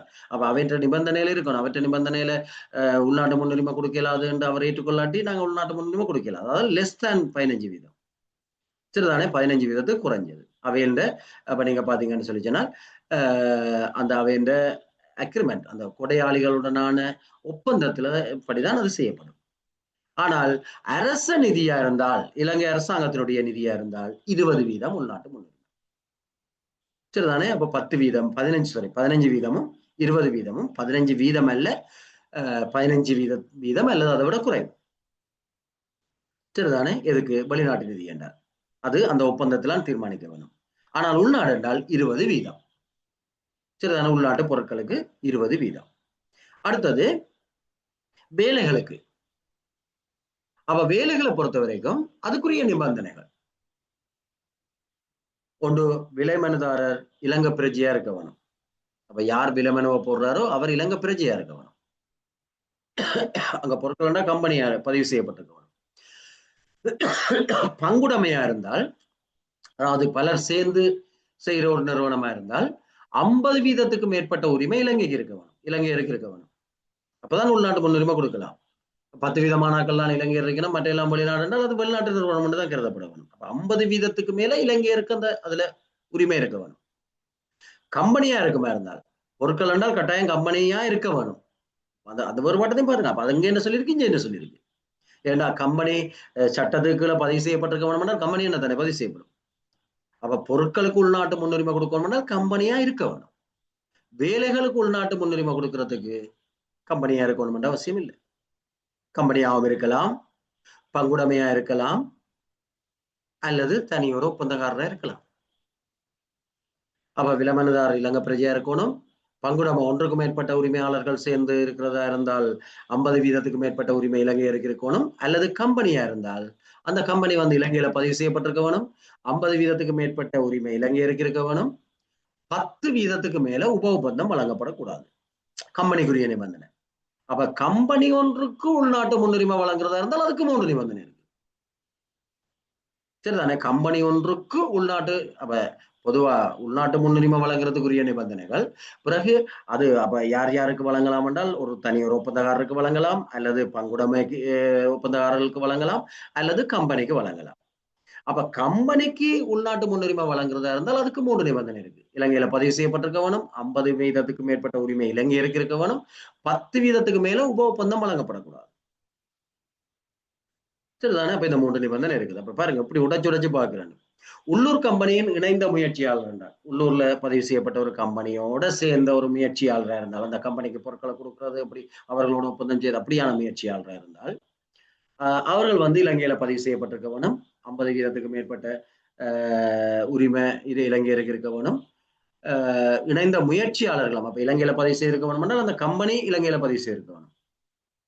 அந்த கம்பெனியின் 50% மேற்பட்ட உரிமை இலங்கையருக்கு இருக்க வேணும். ஏன்னா கம்பெனி தானே வருது. அதே நேரம் உள்ளூர் முயற்சியாளர், அந்த இணைந்த முயற்சியாளர், அந்த கம்பெனியோட சேர்ந்து ஒரு முயற்சியாளர் தான் செய்யறாரு. உங்களுக்கு தெரியும், பல கம்பெனிகள் வந்து பலர்கிட்ட இருந்து பலருடைய அனுசரணையோட அதோட இணைந்த முயற்சியாளர் சொல்லி அவர்கள்ட்ட இருந்து உற்பத்தி பொருட்களை பெற்று அப்படி செய்யறாரு. அது அப்படியான சந்தர்ப்பங்கள்ல அப்ப இணைந்த முயற்சியாளர் அவர் இலங்கையில பதிவு செய்யப்பட்டிருக்கார். சரிதானே? அப்ப உள்ளூர் கம்பெனியின் இணைந்த முயற்சியாளர் என்றால் அவருக்கு 3 நிபந்தனை. அப்ப அதுல முதல் 2 வந்து கம்பெனிக்கு. கம்பெனி இலங்கையில பதிவு செய்திருக்க வேணும், 50% மேற்பட்ட உரிமை இலங்கையருக்கு இருக்க வேணும். அடுத்தது இணைந்த முயற்சியாளர் இலங்கையில பதிவு செய்திருக்க வேணும். அப்ப இந்த பொருட்களுக்கு பொறுத்த வரைக்கும் உள்நாட்டு இதுல இருக்கிற சரிதானே. அப்ப இதுல இருக்கிற முன்னுரிமை வந்து உள்நாட்டு முன்னுரிமை, வெளிநாட்டு நிதி என்றால் லெஸ் தேன் 10%.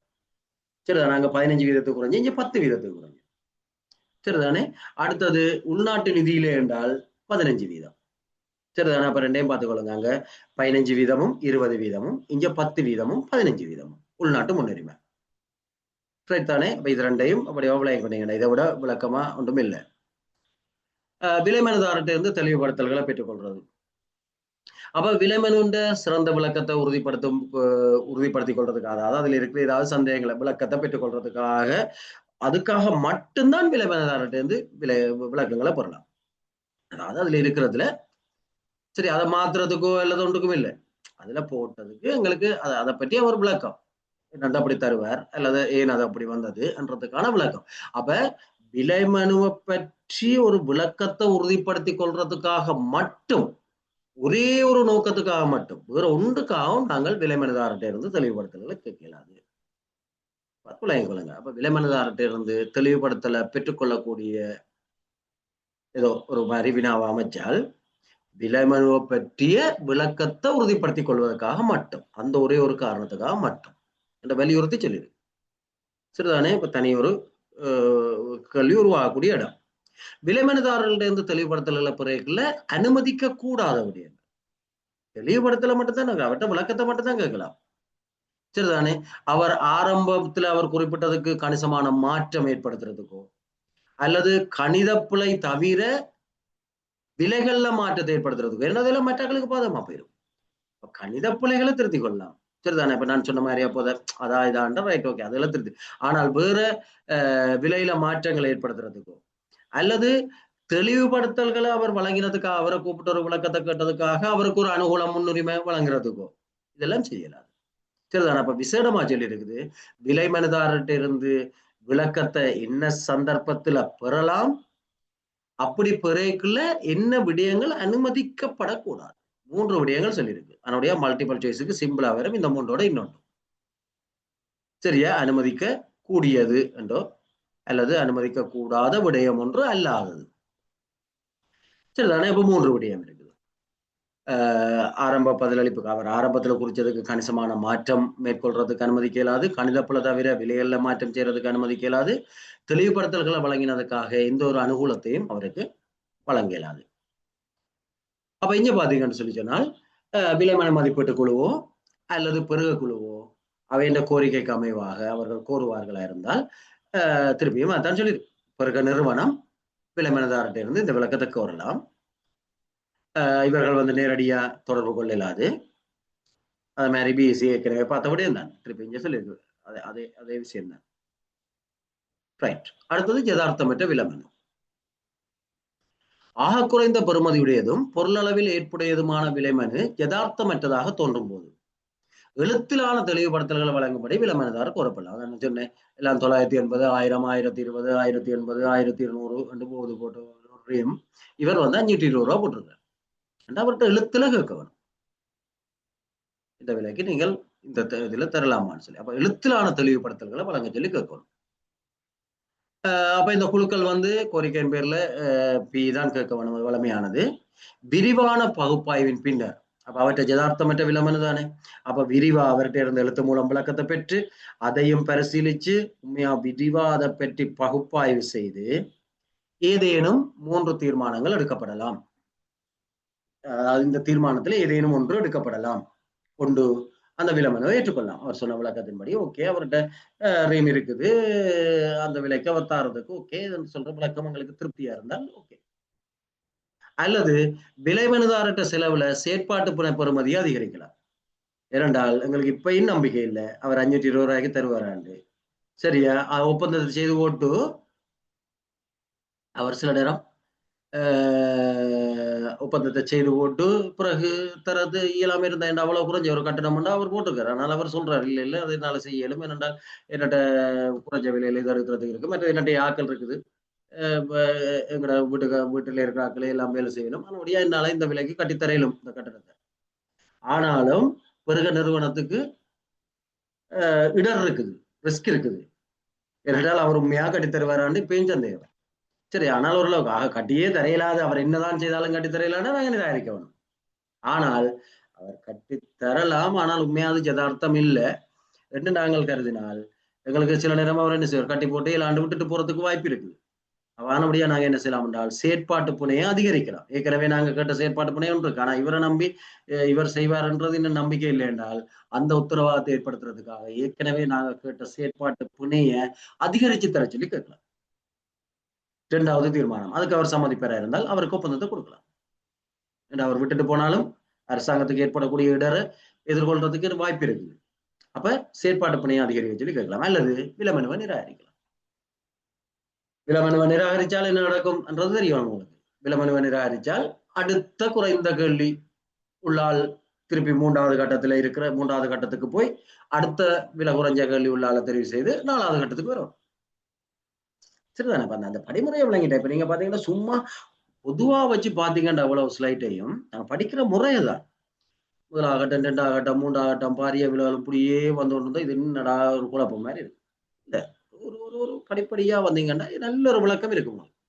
சரியா? கணக்க இப்ப இதுல கதைச்சதே அப்படியே ஞாபகத்தில் இருக்கு. ஒருக்கா மேலால பார்த்தாலே ஞாபகத்தில் இருக்கும். புதுசா பார்த்து இதெல்லாம் விளங்கிக் கொள்றது சரியான கஷ்டம். அப்ப இந்த 3 முடிவு எடுக்கலாம். யதார்த்தமற்ற விலமனு தொடர்பா. சரிதானே? 3 முடிவுகள் கண்டிருக்கைகளை பார்த்துக்கொள்ளுங்க. அடுத்தது விலைமனதாரோட பேரம் பேசுற சம்பந்தமா ஏற்கனவே நான் பார்த்தேன். தனி பொருளளவுல ஏற்புடைமையை கொண்டுள்ள தனியொரு விலைமனு பேரம் பேசுறது. அங்க வந்து விளக்கம் போடுறதை பற்றி தான் ஏற்கனவே எல்லாம் பார்த்தேன். இது வந்து பேரம் பேசுறது. பேரம் பேசுறது என்னென்றால், நீங்கள் ரைட் இந்த விலை போட்டிருக்கீங்க, எங்களுக்கு இப்ப இந்த விலைக்கு தருவீங்களா, கடைசி எவ்வளவு குறைச்சு தருவீங்கன்னா அவரோட விலையை பற்றி பேரம் பேசுறாரு. பேரம் பேசுறன்றது தானே உங்களுக்கு தெரியும். சரியா? ஒரு மரக்கரை கடையில போய் பேரம் பேசுற மாதிரி. அப்ப அவரை கூப்பிட்டு ஒப்பந்தக்காரரை கூப்பிட்டு பேரம் பேசுற. அப்ப 2ம் வேற வேற. இது தெளிவுபடுத்தலை பெற்றுக்கொள்றது அவர் போட்டதுக்கு விளக்கங்கள். அதான் முதல் பார்த்ததெல்லாம். இது வந்து விலைமனுதாரரோட நாங்க பேரம் பேசுறோம். ரைட், நீங்க இவ்வளவு தந்திருக்கிறீங்க, அப்ப நீங்க எவ்வளவுக்கு செய்தறியலாதா, எவ்வளவு குறைக்கலாம், அதுக்கு எவ்வளவு குறைக்கலாம், இதுக்கு எவ்வளவு குறைக்கலாம்னு பேரம் பேசுறோம். அப்ப இந்த பேரம் பேசக்கூடிய ஒரே ஒரு சந்தர்ப்பம், தெளிவுபடுத்தல்களை பெற்றுக்கொள்ளக்கூடிய ஒரே ஒரு சந்தர்ப்பம், பேரம் பேசக்கூடிய ஒரே ஒரு சந்தர்ப்பம். அப்ப பேரம் பேசுறேன் என்றால் பொருளளவில் ஏற்புடைமையை கொண்டுள்ள தனியொரு விலைமனு மட்டும் காணப்படுகிறதா. இப்ப நாங்கள் 10 விலைமனு இருக்கைகளை பேரம் பேசல, ஒரு ஆளோட பேரம் பேசி அவர் குறைச்சு தரேன் அவருக்கு கொடுக்கல தானே. அப்ப எங்களுக்கு என்னென்றால் 15 விலைமனு வந்தது, 14 நிராகரிச்சுட்டேன் நாங்க. எதுல? 2ஆம் கட்டத்துல. 3ஆம் கட்டத்துக்கு வந்திருக்குது. அதாவது பொருள் அளவுல ஏற்புடைய விலைமனு ஒரே ஒரு விலைமனு தான் இருக்குது. அப்ப நாங்கள் விரிவான பரிசீலனை செய்து எண்ணத்தை யாரோட ஒப்பிட்டு பார்க்கிறது ஒன்றுமே இல்லை. அப்ப அப்படியான சந்தர்ப்பத்துல சில நேரம் அவர் எங்களுடைய மதிப்பீட்டு பெறுமதியை விட கூட போட்டிருக்கிறார் என்று அவர் நான் எப்படியோ செலக்ட் ஆக போறேன் என்ற சந்தர்ப்பத்தில் தான் அவரோட பேரம் பேசுறேன்.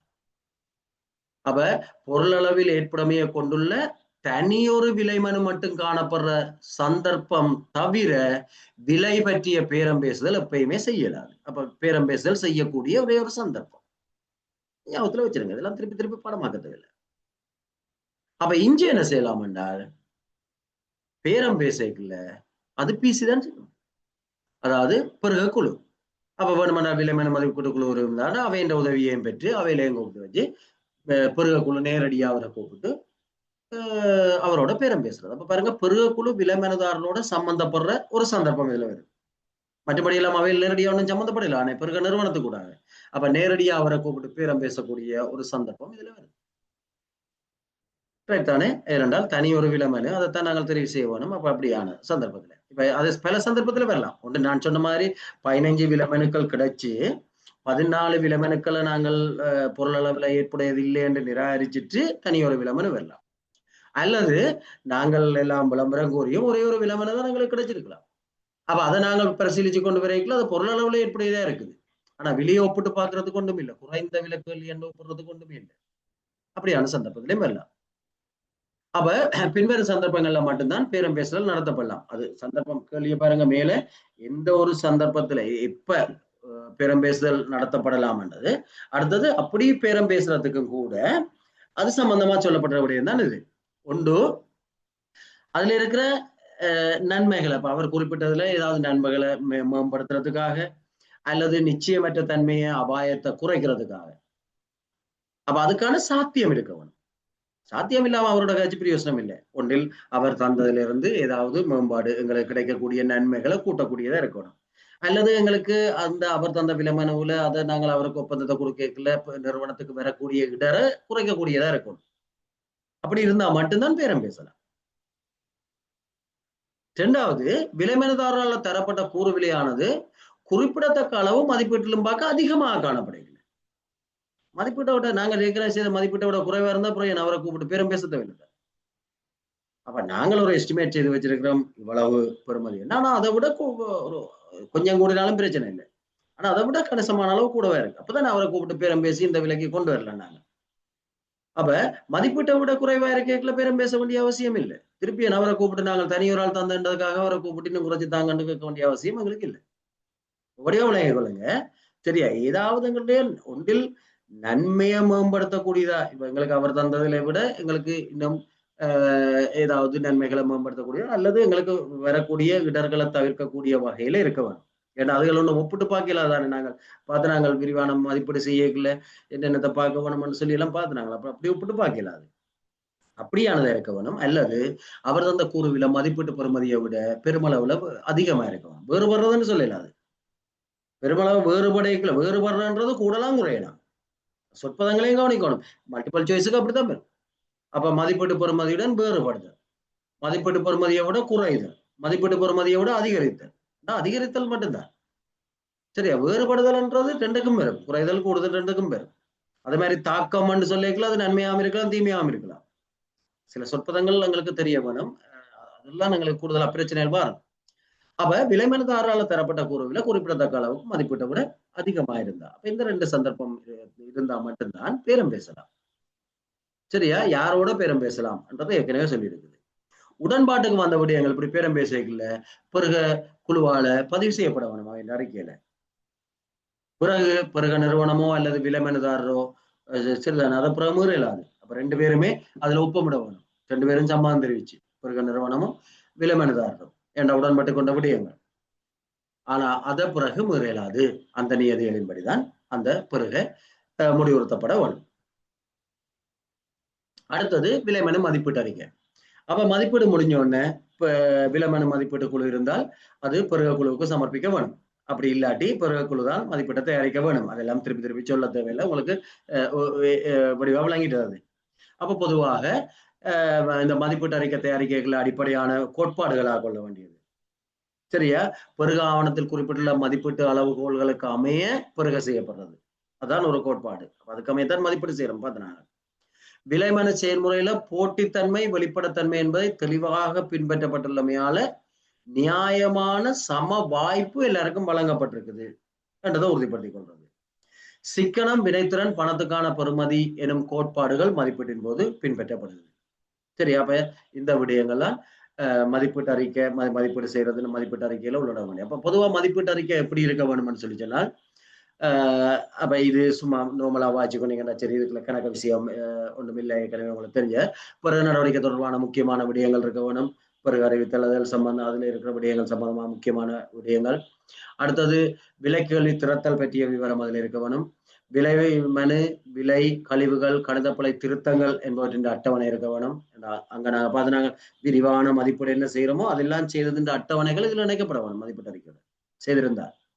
அப்ப விலைமனு, இந்த விலை, கழிவுகள், கணிதப்பிழைகள், திருத்தங்கள் என்பவற்றின் அட்டவணை இருக்க வேணும். அப்ப இந்த அட்டவணையை போட்டு எல்லாத்தையும் சமப்படுத்தி கொண்டு வந்தா தானே கடைசியை ஒப்பிட்டு பார்க்கலாம். அதான் சொல்லப்படுது. பிரதான வர்த்தக நிபந்தனைகளான முழுமை, கேள்விப்பிணை, செல்லுபடி காலம், வளங்கள் அல்லது பூர்த்தி செய்தல், கால அட்டவணை, கொடுப்பட நிபந்தனைகள் போன்றவற்றுடனான அமைவுடைமை தொடர்பான அட்டவணை, இதுக்கெல்லாம் ஃபார்மேட்டுகள் இருக்குது. சும்மா ஞாபகத்தில் வச்சிருங்க. மற்றதாக இந்த இயல்பை, செயற்பாட்டு குண இயல்புகள் போன்ற அந்த அந்த பொருளுண்ட விலைமனதாரட்ட இல்லை. சரியா? பொருளுண்ட இயலுமை, செயற்பாட்டு குண இயல்புகள் போன்ற முக்கியமான தொழில்நுட்ப விவர குறிப்பீடுகளோட அமைவான இருக்கிற சம்பந்தமான அட்டவணை அதெல்லாம் மார்க் பண்றதுக்கு அட்டவணைகள் இருக்குது. கணிசமான ஏற்புடைய எல்லா விலை கேள்வியாளர்களுடையும் கழிவுகள், கணிதப்பிழை திருத்தங்கள் தொடர்பான அட்டவணை ஒவ்வொருத்தையும். அடுத்தது கணிசமான ஏற்புடைய எல்லா விலை கேள்விக்காரர்கிட்டையும் விலகல்களுக்கான சேர்க்கைகள், சீர் செய்தல்கள் தொடர்பான அட்டவணை. நாங்கள் அங்கே என்ன பார்த்தோமோ அதான் திருப்பி வருது. அதனுடைய இதில் திருப்பி ஒன்றும் கதைக்கல. அந்த என்னென்ன செய்தோமோ அது சம்பந்தமான அட்டவணைகள் இங்கே இணைக்கப்படுது. ஒவ்வொன்றையும் செய்யல அந்த அட்டவணையை செய்து இணைக்க வேணும். அப்போ அந்த கடைசி விடைக்கு வரலாம். நாணய மாற்றங்கள் தொடர்பான அட்டவணை நாணயத்தை மாற்றியிருந்தார். அதாவது பொது நாணயத்துக்கு மாற்றியிருந்தார். உள்நாட்டு முன்னுரிமை தொடர்பான அட்டவணை, அறிவிக்கப்பட்ட விலையிலிருந்து மதிப்பிடப்பட்ட விலையை பெற்றுக்கொண்ட படிமுறைகளை காட்டும் அட்டவணை அவர் தந்தது. இப்ப நாங்கள் மதிப்பீட்டு கெடுக்கிற விலை வந்த படிமுறைகள் தான் ஒவ்வொரு அட்டவணையிலையும் செய்ததில் இருந்தால் அந்த படிமுறை வந்திருக்கும். அப்ப படிமுறைகளை காட்டும் அட்டவணை, விளக்கங்கள் கூறப்பட்டிருந்தால் அது சம்பந்தமான ஆவணங்கள், மதிப்பிடப்பட்ட குறைந்த விலை கேள்வியாளரின் பித்தகம பரிசீலனை 4வது கட்டத்திலே நடந்தது. அதுக்கு முன்னுக்கெல்லாம் 3வது கட்டத்துல 2வது கட்டத்துல நாங்கள் செய்த விடயங்கள்லாம் வருது. 1வது கட்டத்துல 2வது கட்டத்துல 3வது கட்டத்துல செய்த எல்லாமே வருது மதிப்பீட்டு அறிக்கைகளை பாருங்க. மதிப்பிடப்பட்ட அவற்றை பித்தகம பரிசோதனை அது சம்பந்தமான விவரங்கள், நிராகரிக்கப்பட்ட விலக்கல்கள் தொடர்பான விவரம், என்னென்ன இந்த கட்டத்துல ஏன் நிராகரிச்சினாங்க, அப்ப நிராகரிச்ச தொடர்பான விவரம். அப்ப இவ்வளவும் அதுல இருக்க வேணும். சில நேரம் மதிப்பிடப்பட்ட குறைந்த விலை அதை தெரிவு செய்யறானே நோக்கம், ஆனா ஒன்றுக்கும் மேற்பட்டவர்கள் சமனா இருக்கு. இப்ப நாங்கள் அந்த 15ல் 5 முன்னுக்கே நிராகரிச்சிட்டோம். பிறகு விரிவான பரிசீலனைக்கு 10 கொண்டு வரோம். 10க்கும் நாங்கள் தேவையான திருத்தங்கள் எல்லாம் செய்து விரிவா பரிசீலனை செய்து குறைந்த விலக்கல்வியாளர் எடுக்கல எல்லாருமே 1,05,000 1,10,000 போட்டிருக்குது. 98,000 2 பேர் போட்டிருக்கு. அதான் ஆக குறைஞ்சது, அதை விட குறைஞ்சது இல்லை. அப்ப ஆக குறைந்த பெறுமதியுடைய பொருளளவில் ஏற்புடைய விலை மனுக்கள் 2 அல்லது 2க்கு மேலே இருந்தார். அப்ப என்ன செய்யறது? இதுக்கெல்லாம் முதல் பிறகு கையேட்டுல விட இல்லை. அது அந்தந்த அதெல்லாம் தீர்மானிச்சு கொள்ள வேணும். அப்ப இப்ப அது தெளிவா தந்திருக்குது. என்ன செய்ய வேணும் இப்படியான சந்தர்ப்பத்தில்? அப்ப 2 பேர் சமனான விலையை தந்திருந்தால் நாங்கள் ஒரு சாதாரணமா சில பொருட்களுக்கு நடக்கலாம். இப்போது ஒரு வாகனத்துக்கு ஒரு பேட்டரி ஒன்று கேட்கிறோம் என்றால் பேட்டரி ஒரே விலையில ஒன்றுக்கும் மேற்பட்டவர்கள் தரதுக்கு சந்தர்ப்பம் இருக்கு. அப்ப 2 பேரும் ஒரே விலையை தந்திருக்கணும். 7,500 ரூபா 7,500 இருக்கு. மற்ற எல்லாம் 7,800 ரூபா 8,400 ரூபா இருக்கு. அப்ப 2 பேர் நாங்க கேட்ட சகல விடயங்களோடையும் வர வர பிராண்ட் இருக்கலாம், பிரச்சனை இல்லாத பெரியவங்களுக்கு ஒரே விலை தந்திருக்கணும். அப்ப என்ன செய்யறது என்றதுக்கு 3 விடயங்கள் தந்திருக்கு. ஒன்று, பெருகையின் தன்மையை பொறுத்து விலைமனதாரர்கள்ட்ட இருந்து விலைமனதாரர்கள்ட்ட ஒப்பந்தத்தை பிரிச்சு வழங்கலாம். 2 பேரையும் கூப்பிட்டு காய்ச்சி அது இப்படி பிரிச்சு வழங்கக்கூடியதா இருந்தால், உதாரணத்துக்கு 10 கிலோமீட்டர் ரோட்டு போடுறதுதான் 2 பேரும் எடுத்திருக்கிறோம் என்றால், 2 பேரும் சமனா வந்தபடியா நீங்க 5 கிலோமீட்டர் நீங்க 5 கிலோமீட்டர் எல்லாத்துக்கும் சாத்தியப்படாது. சரிதானே? அப்ப பெருகையின் தன்மையை பொறுத்து விலைமனதாரர்கள்ட்ட ஒப்பந்தத்தை பிரிச்சு வழங்கலாம். 2 பேர் இருந்தால் அப்படி பிரிச்சு வழங்கலாம். 3 பேர் இருந்தால் 3 பேர்கிட்டையும் கொடுத்து விடுறது. ஏன்னா ஒரு ஆளுக்கு கொடுத்தா பிரச்சனை. அப்ப அவரை எப்படி தெரிவு செய்யற பிரச்சனை. அல்லது சமனான விலைமனதாரர்களை கூப்பிட்டு வச்சு அவைகிட்ட இருந்து புதிய விலையை தர சொல்லி கேட்கலாம். சரி, எப்படித்தான் சமனா வந்திருக்குது, ஆனபடியா 2 பேர்ல ஒரு ஆளைத்தான் நாங்க செலக்ட் பண்ணலாம், நீங்க குறைஞ்சது இவ்வளவுக்கு செய்து தருவீங்க என்று 2 பேரும் தாங்க, திருப்பி ஒரு விலைமனு தாங்கன்னு சொல்லி. அப்ப அதுல யார் குறைய தாராரோ திருப்பியும் சமனா வரதுக்கான வாய்ப்பு மிக குறைவு தானே. அப்ப அப்படி செய்யலாம். சமனான விலைமன காலத்துல இருந்து புதிய விலைமனுவை பெற்றுக்கொள்ளலாம். அடுத்தது 3வது வழி, 2 பேரையும் கூப்பிட்டு வச்சு திருவிழச்சீட்டின் மூலம் தெரிவு செய்யலாம். சரிதான். அப்ப இந்த 3 வழிகள் இருக்குது. சமனாக குறைந்த விலைமனு உள்ள சமனான விலைமனுதாரர்கள் இருக்குல்ல. அனைத்து விலைமனுக்களையும் நிராகரிக்கிற சந்தர்ப்பங்கள். சரி, இந்த முறை சூப்பரா எக்ஸாமுக்கும் வந்த கேள்வி.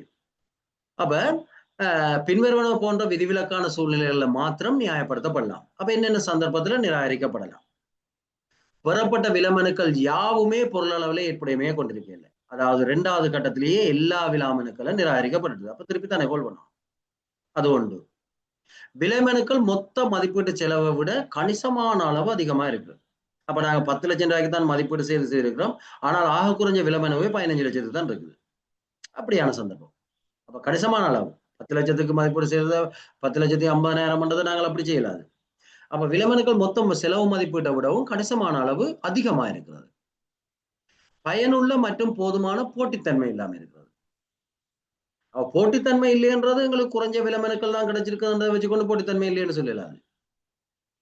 சரிதானே? ஆனால் அங்க போட்டித்தன்மை இல்லைன்றது குழு கருதினால் பயனுள்ள மற்றும் போதுமான போட்டித்தன்மை இல்லை. அப்ப திருப்பி கோல் பண்ணி தான் எடுக்க வேணும் என்ற அப்படியான சந்தர்ப்பத்துல விலைமனு ஆவணம் குறைபாடுடையதாக கண்டறியப்படவில்லை. அதை வச்சுக்கொண்டு அப்படியே போய் எங்களுக்கு தேவைக்கு அது பொருந்தாது.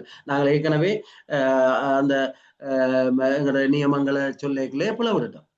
விவர குறிப்புகளை நாங்கள் சொல்லிக்கல அது ஒரு பொருத்தம் இல்லை, பொருத்தமோ இல்லாத விவர குறிப்போட கோல் பண்ணிட்டோம். அப்ப அதை தொடர்ந்து இனி நாங்கள் அதை மதிப்பீடு செய்யறதுல பிரயோசனம் இல்லை. அப்ப எல்லாத்தையும் திருப்பி தான் கொள்வோம். அப்ப விலைமன ஆவணம் குறைபாடுடையதால பிறகு செயல்முறையை தொடருதல் பொருளற்றது என கண்டறிதல். அப்ப இந்த 4 சந்தர்ப்பங்கள் இருக்கு.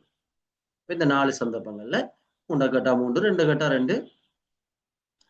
சில சந்தர்ப்பங்கள்ல பெருகை காலத்தில் நிறுவனத்தின் தேவைகளில் நியாயமான காரணங்களால மாற்றம் ஏற்படலாம். நாங்கள் ஏற்கனவே இப்ப விலைமனு கோரிட்டோம், ஆனால் அதுக்கு பிறகு தேவையில மாற்றம் வந்துட்டுது. அப்படியால் அது பொருத்தம் இல்லை, சரிதானே, அப்ப நாங்கள் அதை ரத்து செய்துட்டு புதுசா தான் கொள்வனம்ன்ற சந்தர்ப்பம் வரலாம். அப்ப அப்படியான சந்தர்ப்பத்தில் அப்படி காரணங்கள் இருந்தால் அந்த தேவைப்பாடுகளை உரிய அதிகாரிகளுக்கு அறிக்கையிட்டு பிறகையே ரத்து செய்யறதுக்கு, அப்ப நான் ஏற்கனவே கோரிட்டோம், அதை ரத்து செய்யறதுக்கு நடவடிக்கை எடுக்க வேணும். அப்படியான சந்தர்ப்பத்துல சகல விலைமனதாரருக்கும் காரணத்தோட அறிவிக்க வேணும்.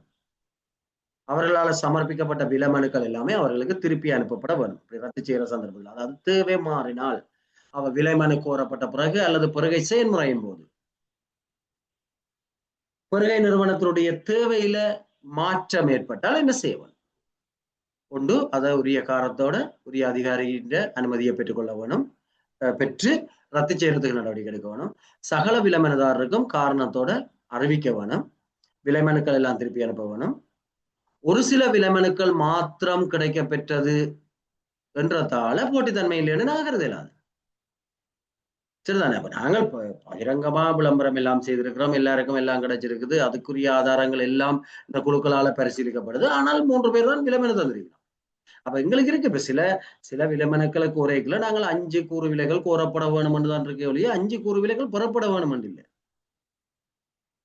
குறைஞ்சது 5 ஷாப்பிங் மெத்தட் என்று சொல்லியிருந்தால் அதன் கருத்து வந்து அது போட்டித்தன்மையும் அப்ப 5 தான் நாங்க கூறணும் இல்லை. அப்ப எங்கள்கிட்ட இருக்கிற பட்டியல் அதை பொறுத்து நாங்கள் இயன்ற வரைக்கும் எவ்வளவு தூரத்துக்கு இருந்தால் பெருகையினுடைய கோட்பாடுகள் இருக்குத்தானே, அதுக்கேற்ற வகையில தான் விலைமனுவை கோர வேணும். ஆனால் எங்களை பொறுத்த வரைக்கும் 5 இல்லை. இப்ப நாங்கள் ஒரு 10 பேருக்கு கொடுத்திருக்கிறோம், அதுக்குரிய ஆதாரம் எல்லாம் இருக்கு. ஆனா 2 விலைமனு தான் கிடைச்சிருக்கு, சில நேரம் 1 விலைமனு தான் கிடைச்சிருக்கு. இருந்தாலும் கூட நாங்கள் பிறகு தெரிவு செய்யலாம்.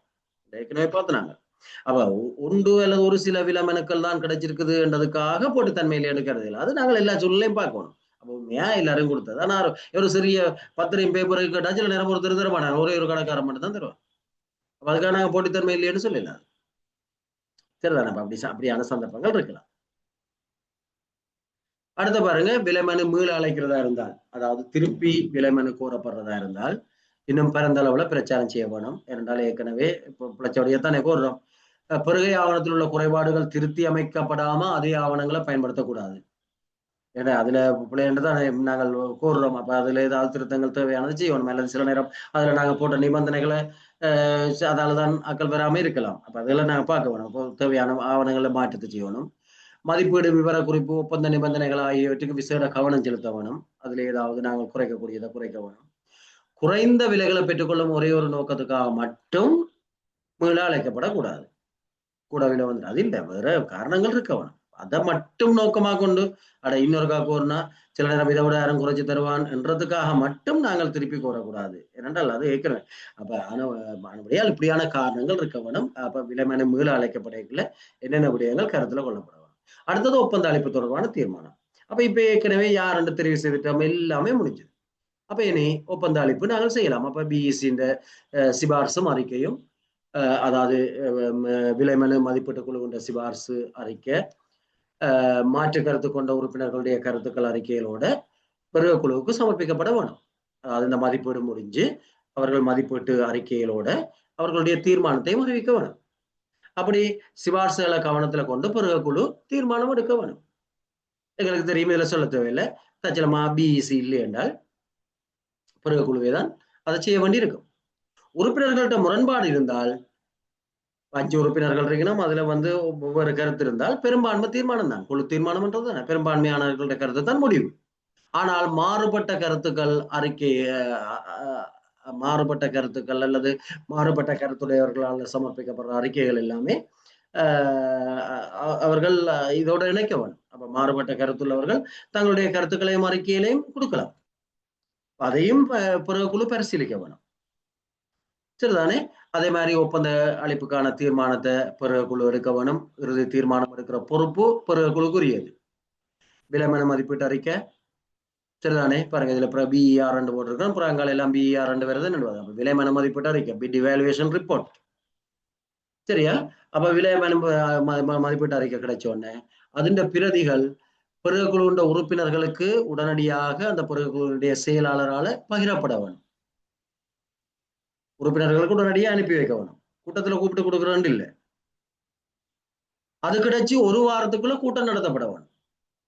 அப்ப கூட்டம் நடத்துறதுக்கான அழைப்பு அனுப்பப்பட வேணும். அப்ப விலைமன மதிப்பீட்டு அறிக்கை கிடைச்சி எவ்வளவு காலத்துக்குள்ள பிறகுக்குழு கூட வேணும்? ஒரு வாரத்துக்குள்ள கூட வேணும். இதெல்லாம் சின்ன சின்ன சின்ன விஷயங்கள். அப்ப விலைமன மதிப்பீட்டு அறிக்கையில குறைபாடுகள் காணப்பட்டால் அதை மீள கருத்துல கொண்டு திருத்தி தர சொல்லி விலைமன மதிப்பீட்டு குழுவுக்கு பிறகு குழு அனுப்பி வைக்கலாம் பிள்ளைகள் இருந்தால்.